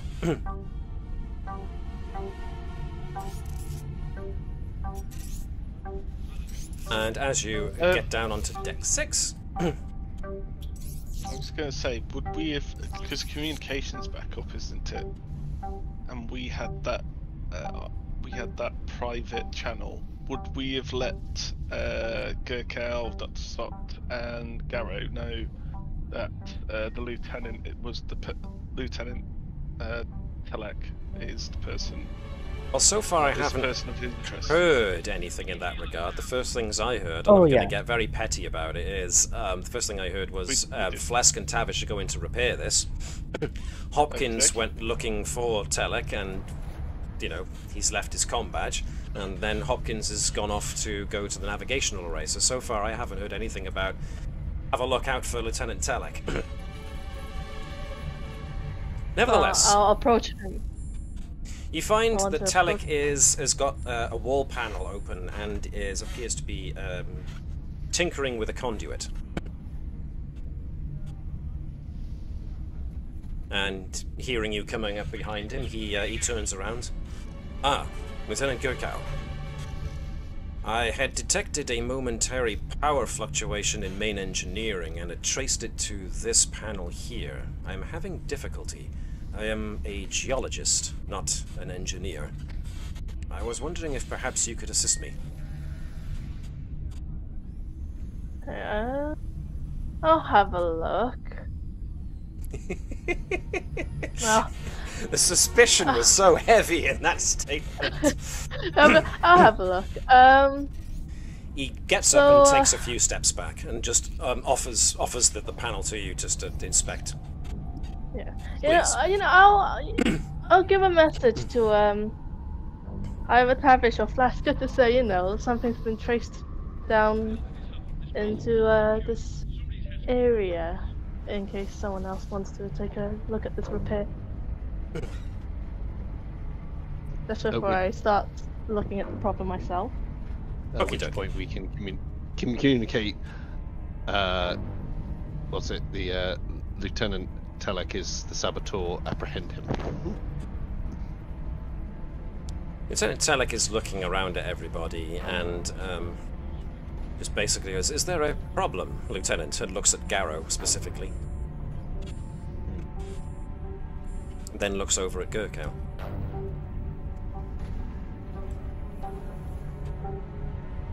Garrow, do you want to do the honor?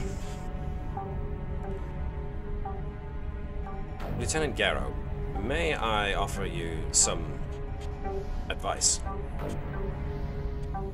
Medic, I need a medic over here. If you are going to be confronting a man and are looking to arrest him, then I would recommend you do not have your weapon holstered. At which point, he's actually had the time to reach into one of his uniform pockets, grabs a device and flips it, at which point this tremendous ear-piercing wail goes off, and it's actually quite painful. Makes you all kind of clutch your ears and screw your eyes shut as this incredibly high-pitched sound goes off, at which point he's out of here. But he's managed to get a head start as he's on the move.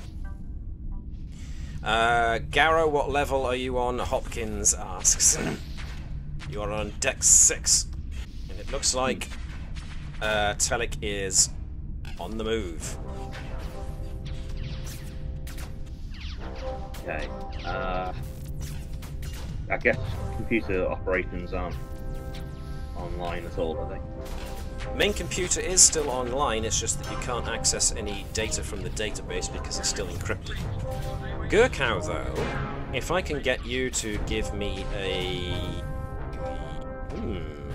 reason and science check, please.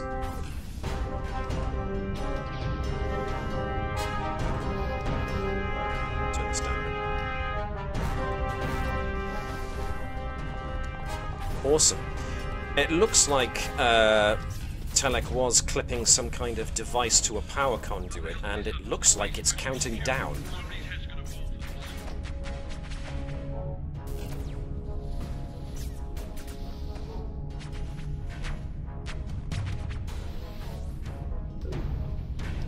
Deactivate the bomb. Oh, yeah, I'm gonna try and fix it. This.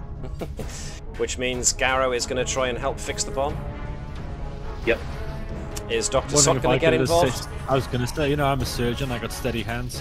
Indeed, Yeah. okay. I can eeny, meeny, miny, mo between different coloured wires at the best of them. Nice. Gara, do you want to chase Telek?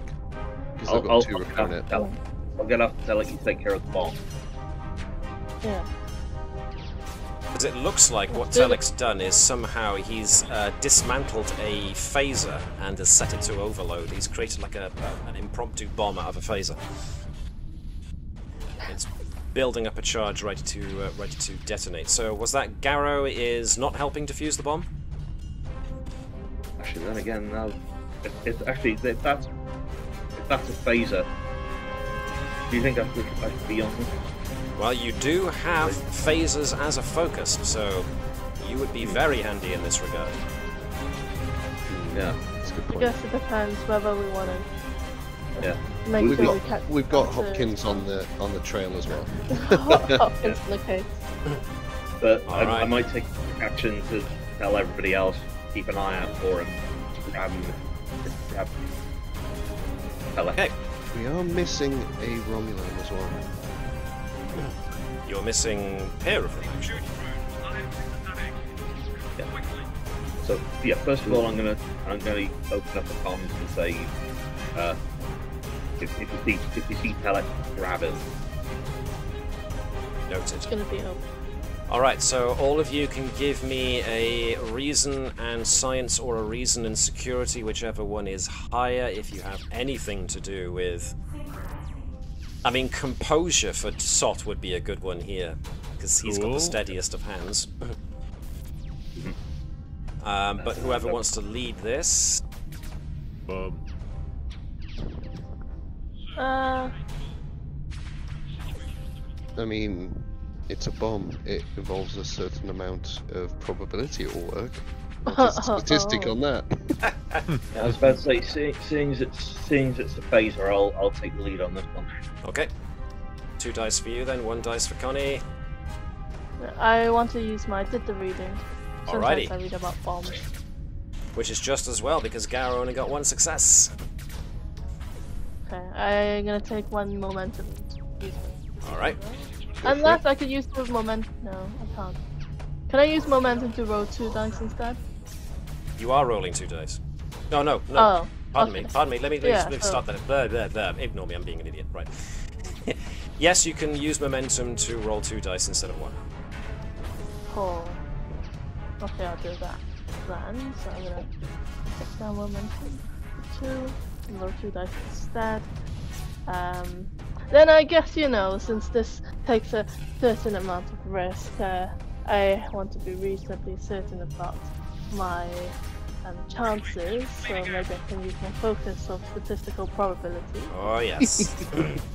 We got Chances there are in the good, it's the red wire. Wow, okay.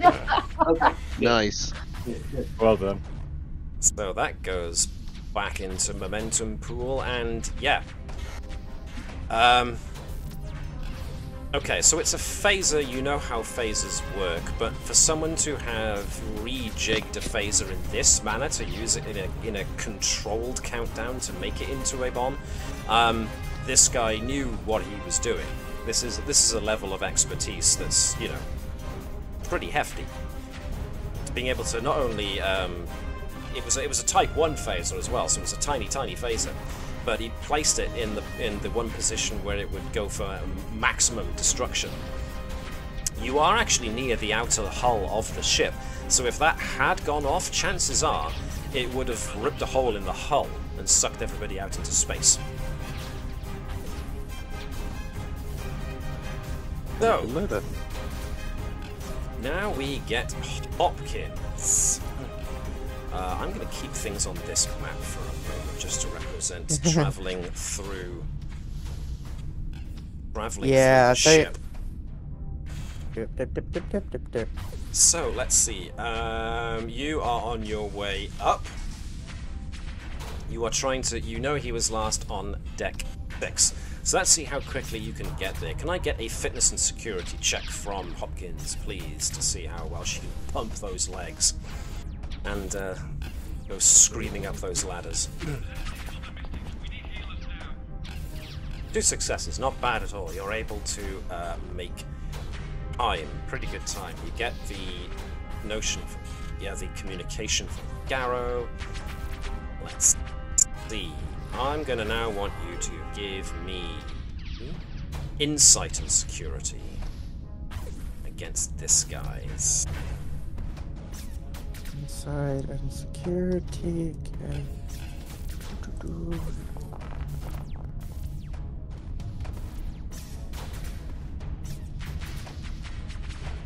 Right. No problem. Let me see. Hopkins scours the deck for any signs of this guy's pursuit and manages to pass a couple of repair crew members who are busy repairing a bulkhead. At which point Hopkins just goes past them and says, "Have you seen Telek?" And one of them goes, "Yeah, he went that way." And points down. Seems to be, if he's going where you think he's going, it looks like heading for another Jeffries tube. So Hopkins piles on the speed and is just about to go through the Jeffries tube when something in her instincts tell her to not go through there too quick. Because there's a slightly audible hissing sound. And so Hopkins, just before she's so let's make it this being the Jeffries tube that Hopkins is about to go through. The hissing sound is coming just from the other side of the entrance to the tube. And so as she carefully sticks her head around, luckily for you, she was able to spot it just in time. Someone's left a plasma torch, but kind of stuck it into next to the, well, no, stuck it onto the wall, but left it on, so that anybody who came past here would have been cut by a plasma torch as they came past. It wouldn't have been a fatal wound, but it would have been a nasty one. How high up is this plasma torch? Can I crawl underneath it? Yeah, you can crawl underneath it now that you know it's there. Yeah, she'll crawl underneath it and turn it off, and then look to see which way he went, up or down. Right, so this is another insight and security check from you. Alright, and I'm going to use determination value of never backing down, because I am...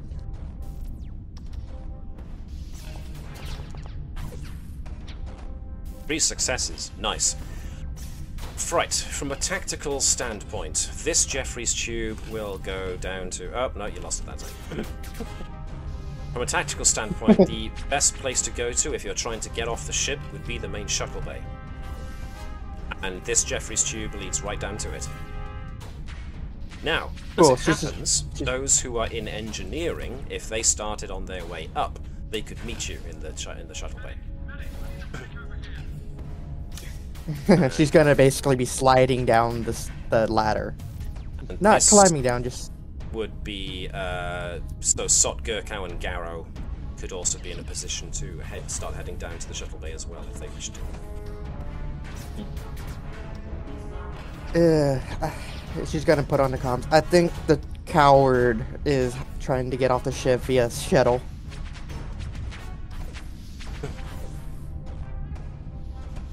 Okay. So can I manage to fix the damage in the shields? It doesn't take long, but you are looking to... Yes, actually, that's a good point. The EPS conduit, the blue in engineering, actually does have a secondary function of shunting power to shields. So with that currently disengaged, shield power to the Nightingale is currently offline. Do we happen to have any tractor beams? Interesting, guys. Potentially. So let's see, let me grab Hopkins going to the shuttle bay. Yes, the ship does have a tractor beam. So Do we have Plesk or Tavish go to the shuttle bay and the other one stay here to try and fix That's my next question. Shields? If we can fix the shields and the damaged conduit, we can turn the shields on, get out of the tractor beam, and get out of here. With the saboteur on board. As Hopkins runs them down. Just stay where you are. Sit down. Make up. Alright. Are we not sending somebody else there? Well, you've got 4 other people going to the shuttle bay now. You've got Garrow, Okay. Sot, Yeah, I don't think we need to. Hopkins, and Gurkow, all running this guy down.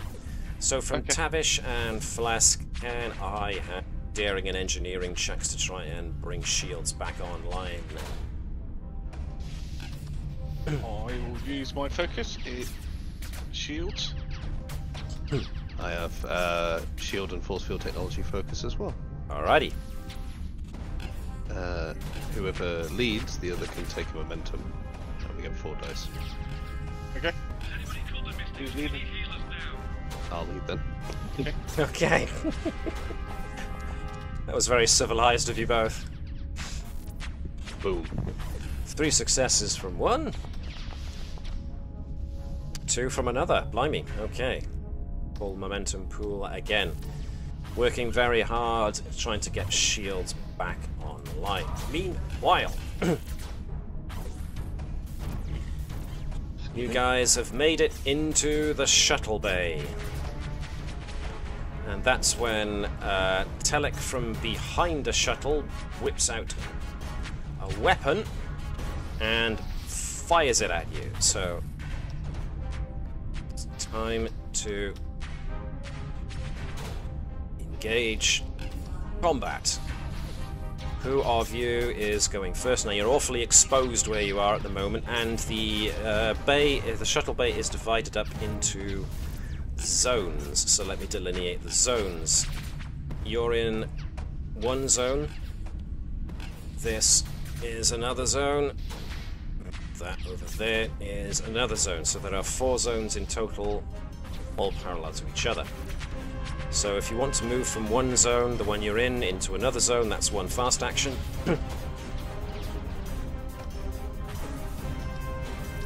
Of course, if you want to draw a weapon, that's also a fast action, and if you want to do it, you're going to have to spend a momentum point to gain that extra fast action.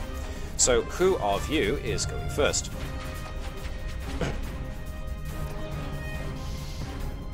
I think amidst the chaos when it does erupt, I would like to sort of sneak on around the back of the shuttle.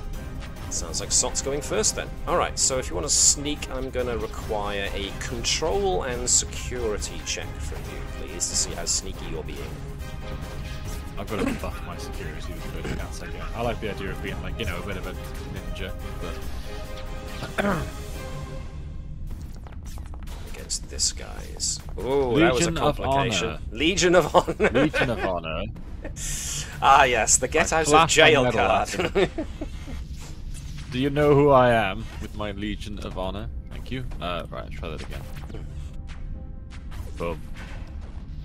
I don't think Legion of Honor lets you re-roll. Oh, I beg your pardon. It Sorry. just Can you takes use off the control complication. Sorry. You my bad. can You can spend a point of determination to re-roll the 20 I'll instead. I'll do that retroactively then. Okay, so take off a point of determination. You got 1 success. He got 1 success. He does see you move, but you can still move. So Sot can place himself wherever he wishes. Just his attempt at sneaking was noticed. Okay, I'm pretty blue. I blend in with the floor. the decor. If he lies down flat, he should be fine. Yeah. Can't see me, which means unless you guys are seizing the the initiative with 2 momentum, Go for it. We got a full pool. going that's once, going twice. Yeah, we can seize the momentum, or seize the initiative. Who's seizing the initiative then? Let me You guess. guys Hopkins. okay if I do it? Yeah. Go Hopkins. Hello, Poppet. I am assuming a fisticuffs ensues. Oh, definitely. Daring, security. Plus death before dishonor, because why not? Bending Because threat. Klingon.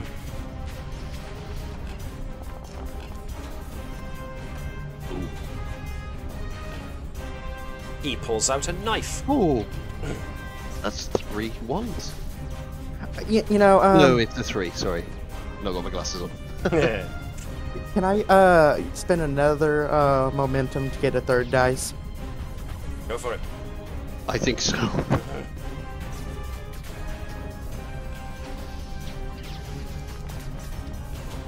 Oh, hello, I see a 1. I see 2 ones.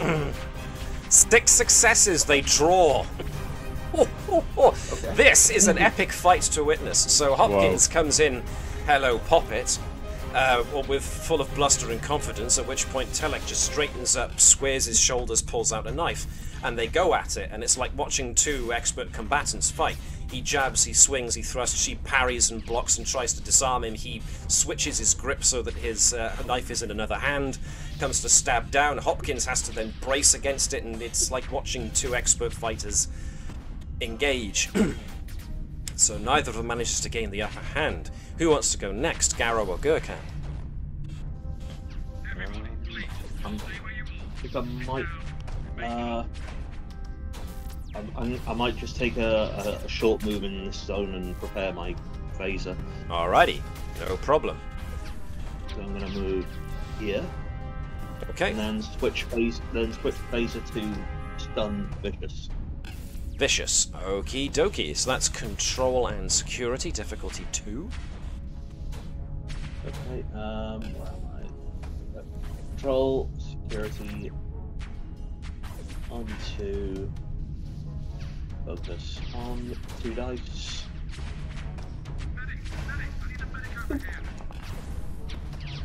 That is 1 success, I'm afraid that goes wide.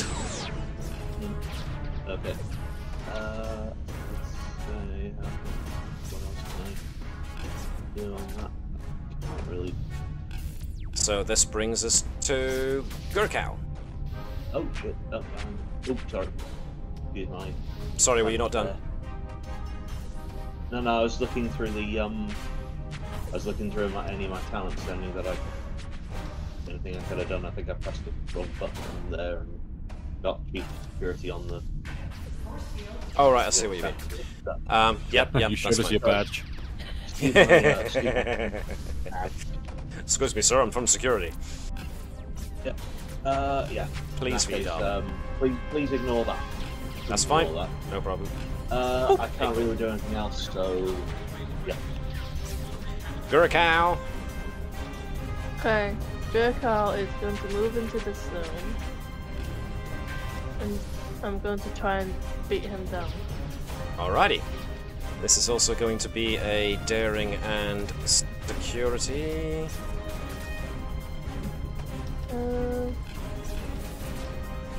Might And take. Oh, sorry, Bob. I forgot to roll my challenge dice to get my determination back. Nope. So I would like to take a point of momentum to roll 3 die instead, Okay. if that's alright with everyone. Yeah. We might need this because Yeah. something tells me he is actually Romulan pretending to be a Vulcan. Well, okay, hand to hand combat. Let's do this. Alright. Not bad, not bad. 2 successes. He got 3. Which, I mean, if Gurkhan wants to spend a point of determination, she can re-roll the 19. Yeah, I'll do it. I will stick it to the man who, in this case, is In this case, is saboteur. him, yes. Nice. Alright, so where it says just- re-roll results, at the bottom you can choose to re-roll 1 dice, and we'll count that as re-rolling the 19. Okay. Please. If Can I this, use does, my if this focus gets a on 20, though, hand? you're in trouble. Because you've spent... I will your not be action. happy. Oh, hello! Yeah. Nice. So you actually scored 4, and he scored 3. So, as usual, one can go either back in the momentum pool, or you can add it to unarmed combat damage. I think unarmed combat damage. At Alrighty. this point. Roll your damage, roll an extra 1.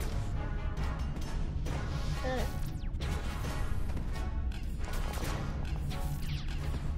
3 with 1 effect. And the extra 1. And roll a challenge, I suppose. Excuse me.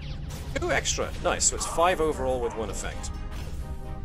So your options here are you can either use the effect to knock him down, or maybe knock his dagger from his grip.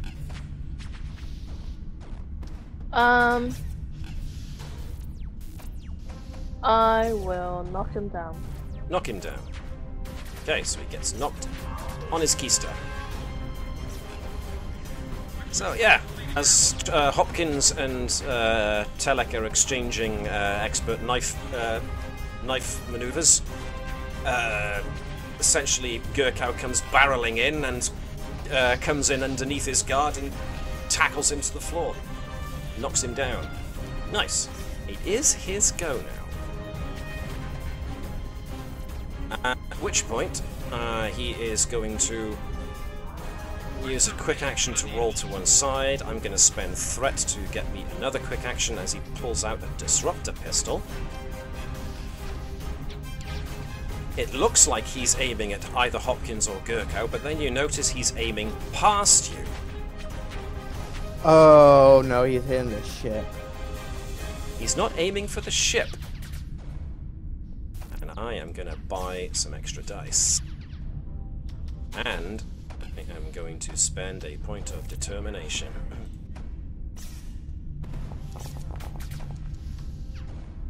Cool. The disruptor shot, you draw this, travels from him over to there and blows out the shuttle bay door controls. At which point an alert klaxon goes off. Alert, alert, decompression in progress. As all of a sudden the air starts getting sucked out of the shuttle bay, and everyone's going to start getting dragged in this direction. Garrow, this is worse for you because you're right next to the shuttle bay doors. So who's going to be first up of you guys? I like where I'm standing. Yeah. Now, Garrow, you are close to the door if you want to make a move towards anchoring yourself in the door you came in through. So that's going to be a quick action. I am going to need you to give me a fitness and security test to see how well you hang on. Fitness. This is Garrow going first, essentially. So survival. Yeah, yeah, absolutely. Yep. Yeah. Number of dice and 2. 3, which Okay. means he grabs on and hangs on as he feels the air being sucked out. He holds on for dear life and does not get drawn out of the shuttle bay. Telek's turn. He basically stands up and jumps and gets sucked out into space.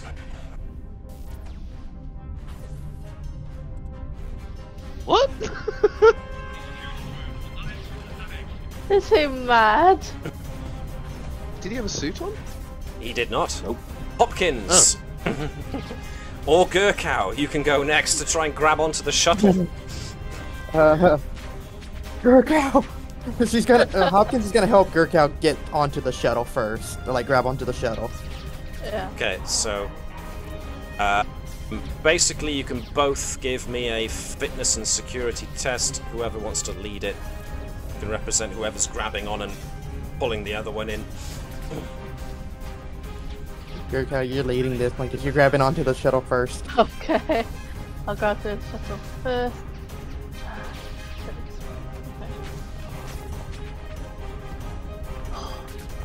2 successes with another one, which means, yes, between the two of you, you managed to grab onto the shuttle and hold on for dear life. Nice. And finally, Dr. Stott. You're in a really good position here, so I'm going to lower the difficulty for you being able to hang on. But this is going to be another fitness and security test for you. There are still momentum in the pool, but you got one success, which is all I needed from you, since you are, as you noted, in a really good position. Just hang on to the shuttle. And within a couple of seconds, the emergency safety override goes off, and the computer obviously recognizes there are still people inside the shuttle bay as decompressioning is happening, and the shuttle bay doors slowly grind down and clank shut.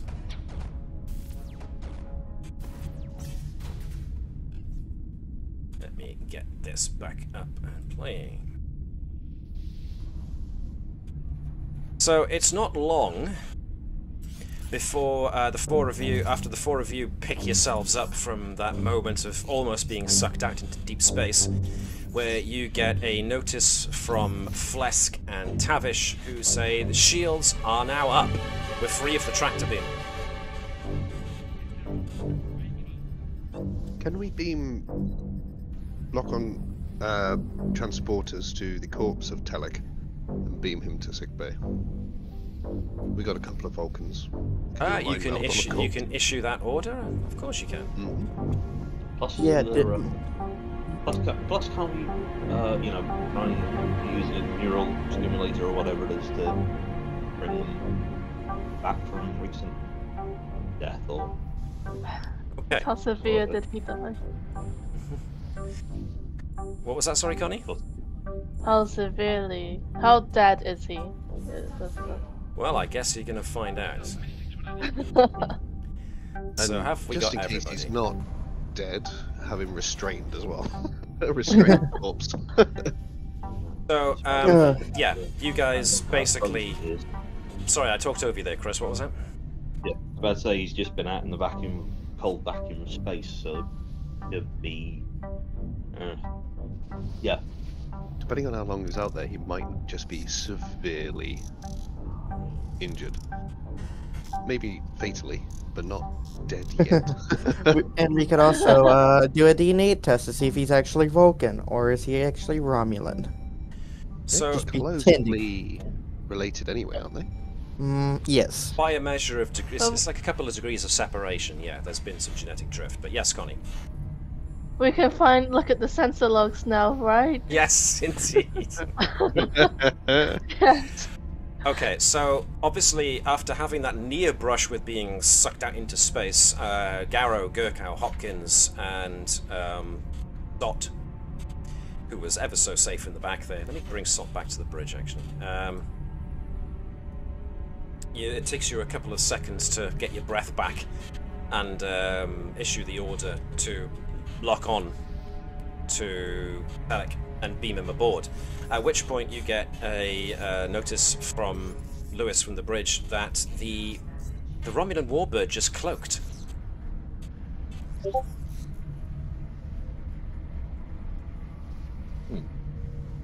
And we're reading no sign of Telek in space.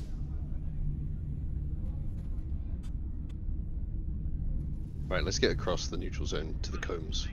Yeah. Okie dokie.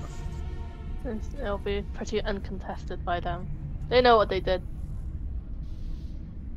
So, yes, with the Warbird cloaked, and it takes a couple of tense seconds as everything is brought back online, the impulse engines kick into action. The Nightingale judders worryingly for a moment, but the integrity does hold, which means that Flesk adequately led the repair teams to repair the hull breaches, and eventually, much to everybody's relief, there's a palpable lift of tension as the entire Nightingale crew and probably yourselves suddenly realize get the reading that they have now crossed back onto your side of the Romulan Neutral Zone, and this whole bizarre situation can start to be put to rest. And yes, that means you're now able to decrypt the main computer by turning off the Romulan protocol. After putting the Romulan prisoners in in the brig. Well, that's 'cause there is a one funny thing. Because, I mean, we did have the shields up. You did have the shields up, eventually. But unfortunately, what you find is the Romulans were actually beamed off the ship. How about the one in the force field? He Yeah. was beamed off the ship, I am afraid, yes. Oh. It seems the Romulans have been very thorough. But this does give you a chance to start examining things, which means that, yes, as has been pointed out, you can now examine the navigational logs. And it seems that at first, Ensign... what was her name? Ensign Yeri Sahir is logged as accessing the navigational array, requesting maintenance of the navigational array, which at first doesn't seem all that weird, but then when you eventually take the time to cross-reference who was where on the ship, Ensign Yahir was confirmed to be in her bunk asleep at the time that she also apparently logged in the EVA suit usage for external work on the navigational array. So it doesn't take a genius to see what happened there. Looking into Lieutenant Telek's record, he apparently joined the crew 8 years ago. And since Nova-class ships themselves are somewhat new in the Starfleet, fleet, a lot of folks that have come on board the Nightingale are counting it as pretty much their first assignment. And everything about Lieutenant Telek's record looks not exactly spotless, but definitely mundane enough to be to not garner much notice. It is noted in his personnel file that he did log a Romulan ancestor somewhere in his family's ancestry, or genealogy, I should say. But a further look into his record, Dr. Sott will find that there are numerous times where Lieutenant Telek managed to forego a physical checkup by citing some issue or emergency that needed to be attended to. So there has never actually been a full genetic or medical scan ever made of Lieutenant Telek in the entire time that he was on board the Nightingale.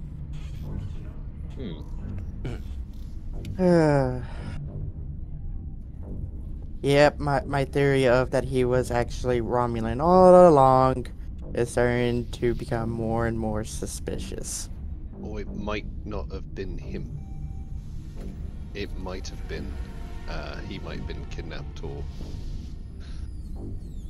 someone assumed his character. But it's 8 years though. That's deep cover, that is. But that is, for a guess, that is very Romulan-like. Yeah. Especially for the Tal Shiar. So, yes, overall things do look shady. You've at least put it together that the captain of the Nightingale initiated the Romulan protocol, and looking into internal sensor logs, it shows that there was somebody in the captain's quarters at the time where the Warbird attacked, and the captain was apparently murdered. So somebody was attempting to access the main computer, but then of course the captain initiated the Romulan protocol and encrypted the entire thing.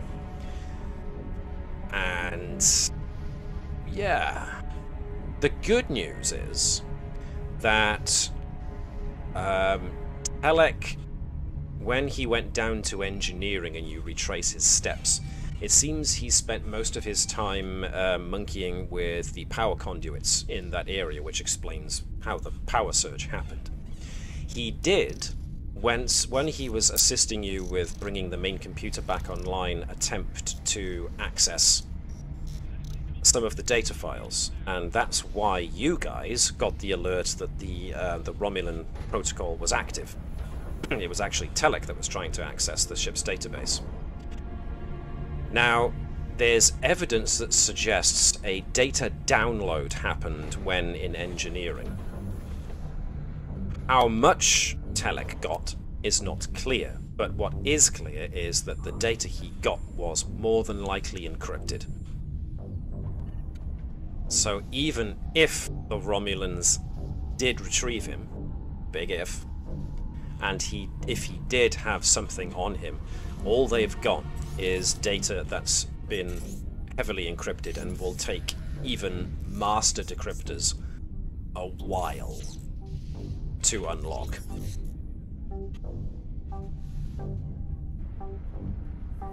So what Telek's ultimate mission was is not entirely clear. The fact that he was more than likely working for the Romulans seems to be highly suggestive. The only problem you're left with is the fact that, in the end, there's very little actual solid proof about what was actually going on. We're in the timeline of the Dominion War, aren't we? Not quite the Dominion War yet. If you want a reminder as to where we are... Sorry, complete your sentence, Mark. Oh yeah, I was just going to say, would it be at the time when the Tal Shiar have been infiltrated by the Changelings, the Founders? Good question. Let me find that. When did that happen? I actually made a note of that. So first there was Odo kills a changeling, then there was the Klingons invading Cardassian space. Recently, before this episode's hijinks happened, there was the Dominion snuck a bomb into the diplomatic conference between the Federation and the Romulans. So as of yet, as far as Star Trek canon goes, the whole incident with the Tal Shiar and the Obsidian Order has yet to actually happen. It's not happened because I can't remember the old head of the Obsidian Order. He's planning to invade the Founders, but that preparation is encouraged by the Tal Shiar, who are changelings, or some of them are anyway. So, but Flesk and Co. do not know this, so that's true. This is entirely metagaming. So yeah. My bad. Sorry. It's for you guys to have an idea as to where we are in canon. Yeah, we haven't hit that point yet. How much longer until added character knowledge between the Federation and Klingons until that war starts, before the Dominion War? Let me put it this way: you are now pretty much wrapping up episode 10.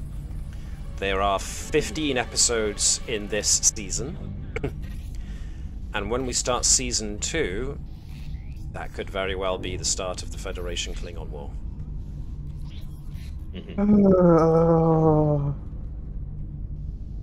So we're not there yet, but we're also not far. Can I ask a question? Of course. Quite a serious one.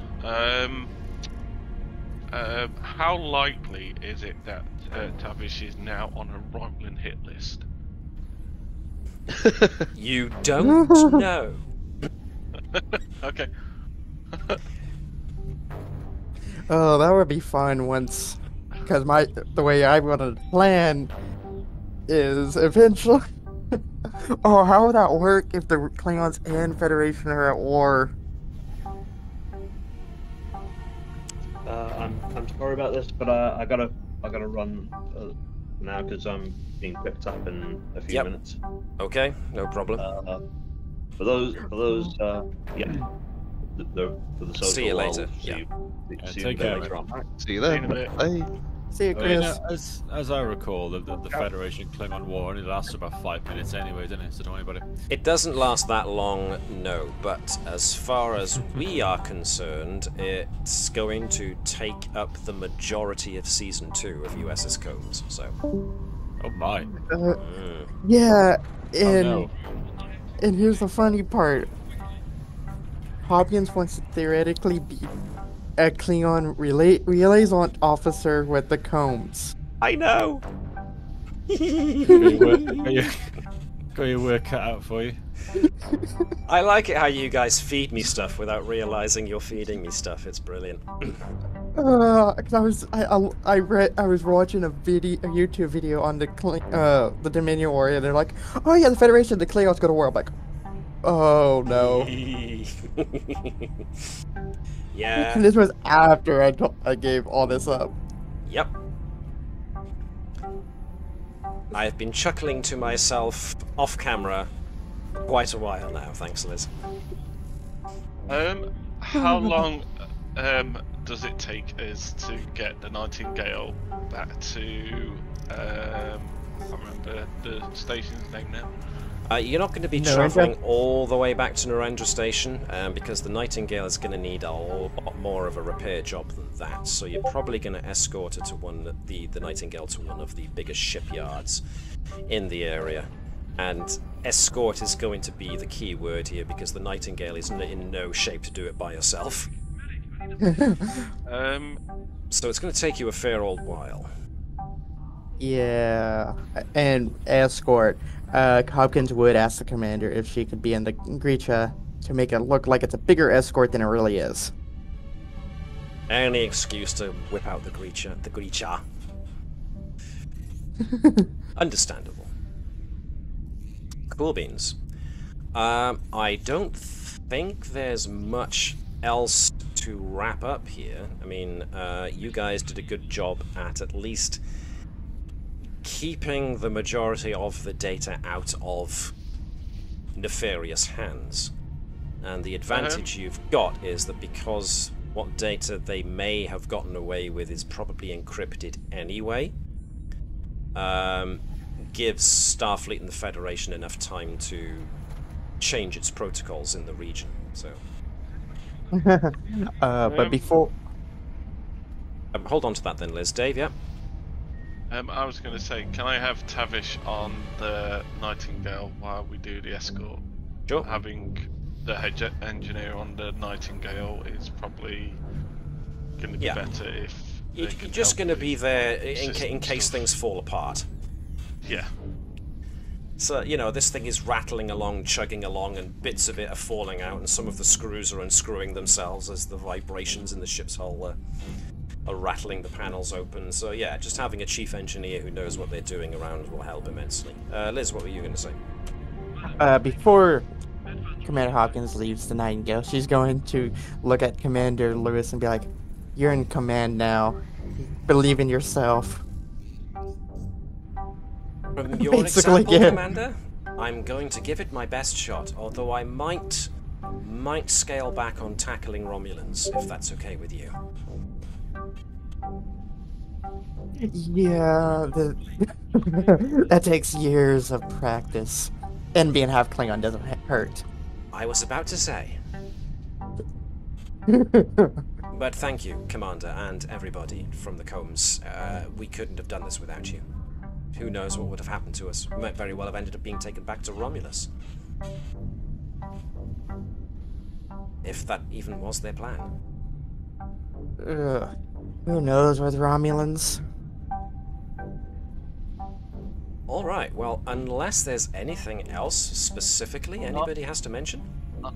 And this is probably a question, or, well, not a question, but see if Chris P kind of agrees with this.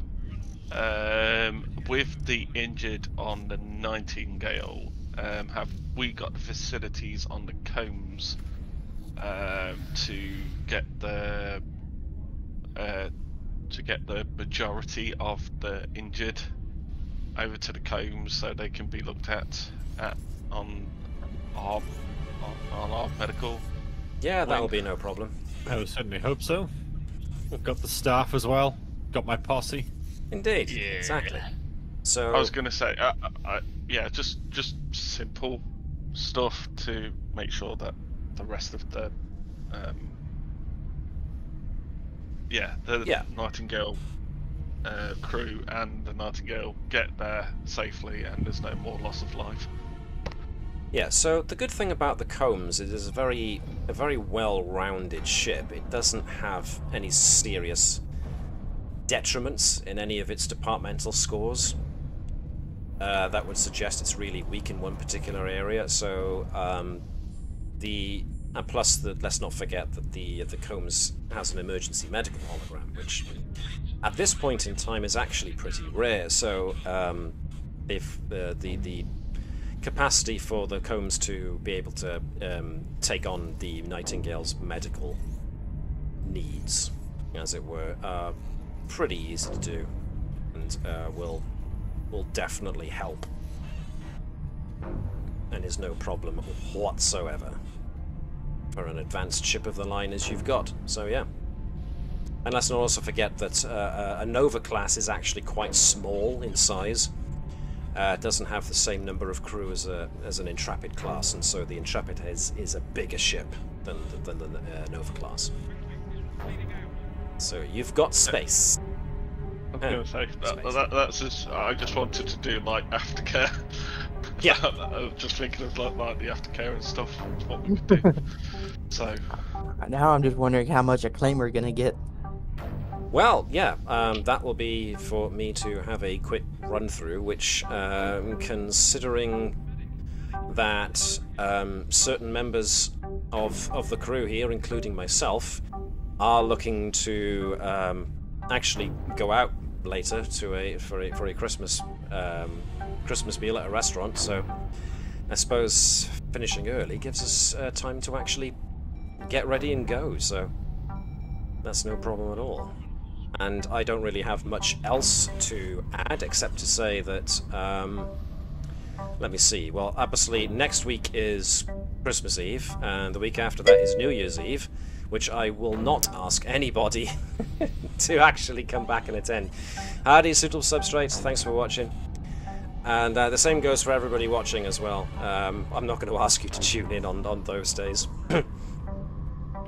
We've done Halloween specials before, but I'm not exactly sure how we do a Christmas special and ask people to give up their Christmases. One day, you never know. Well, if a certain person from the Combs was gonna ask to go to the holodeck for a Christmas theme, Hopkins would have said no. Not after the last debacle, yes. It means I did my job, and I did it very, very well. No, cool. So obviously we're going to be taking a little break for a time in order to get Christmas and New Year's done. So when we come back, let me see, it might be the 7th of January, or I might push things on a little further to the 14th. We will see how we do when we get there, but in the meantime we're at least taking the 2 weeks off because, again, I'm not asking anybody to sacrifice their Christmases or New Year's for me. So, basically, thanks folks for tuning in, and thanks to my players, as always, for making this so enjoyable. And we had everybody here this time, which is great. You did say Chancellor Garoth would be 5 acclaim, right? Yes, indeed. Because he's as big as they come. So yes, we'll started. We'll sort out stuff like acclaim and milestones at some later point. So. Yeah, I'm just getting ideas. No. So am I. And on that sinister note, I will ask you all to do like the Vulcans do, and to live long and prosper, and maybe not end up being a Tal Shiar agent in disguise. Happy holidays to you too, Suitable Substrate. Happy holidays to my intrepid crew. See what I did there? And yeah, hope to see everybody in the new year when we'll start all this again and maybe get to the end of season 1 and see how if Paramount will give us a second season. I'm fairly certain they will. I'm pretty confident. But in any case, yeah, thanks everybody. Look after yourselves, treat each other with respect and kindness because, dang, there's some crazy stuff going on in the world these days. And yeah, to my Kung Fu brothers and sisters, I will be seeing you later, and to everybody else, I'll speak to you when I speak to you next. Hailing frequencies are now closed. Happy holidays, everyone.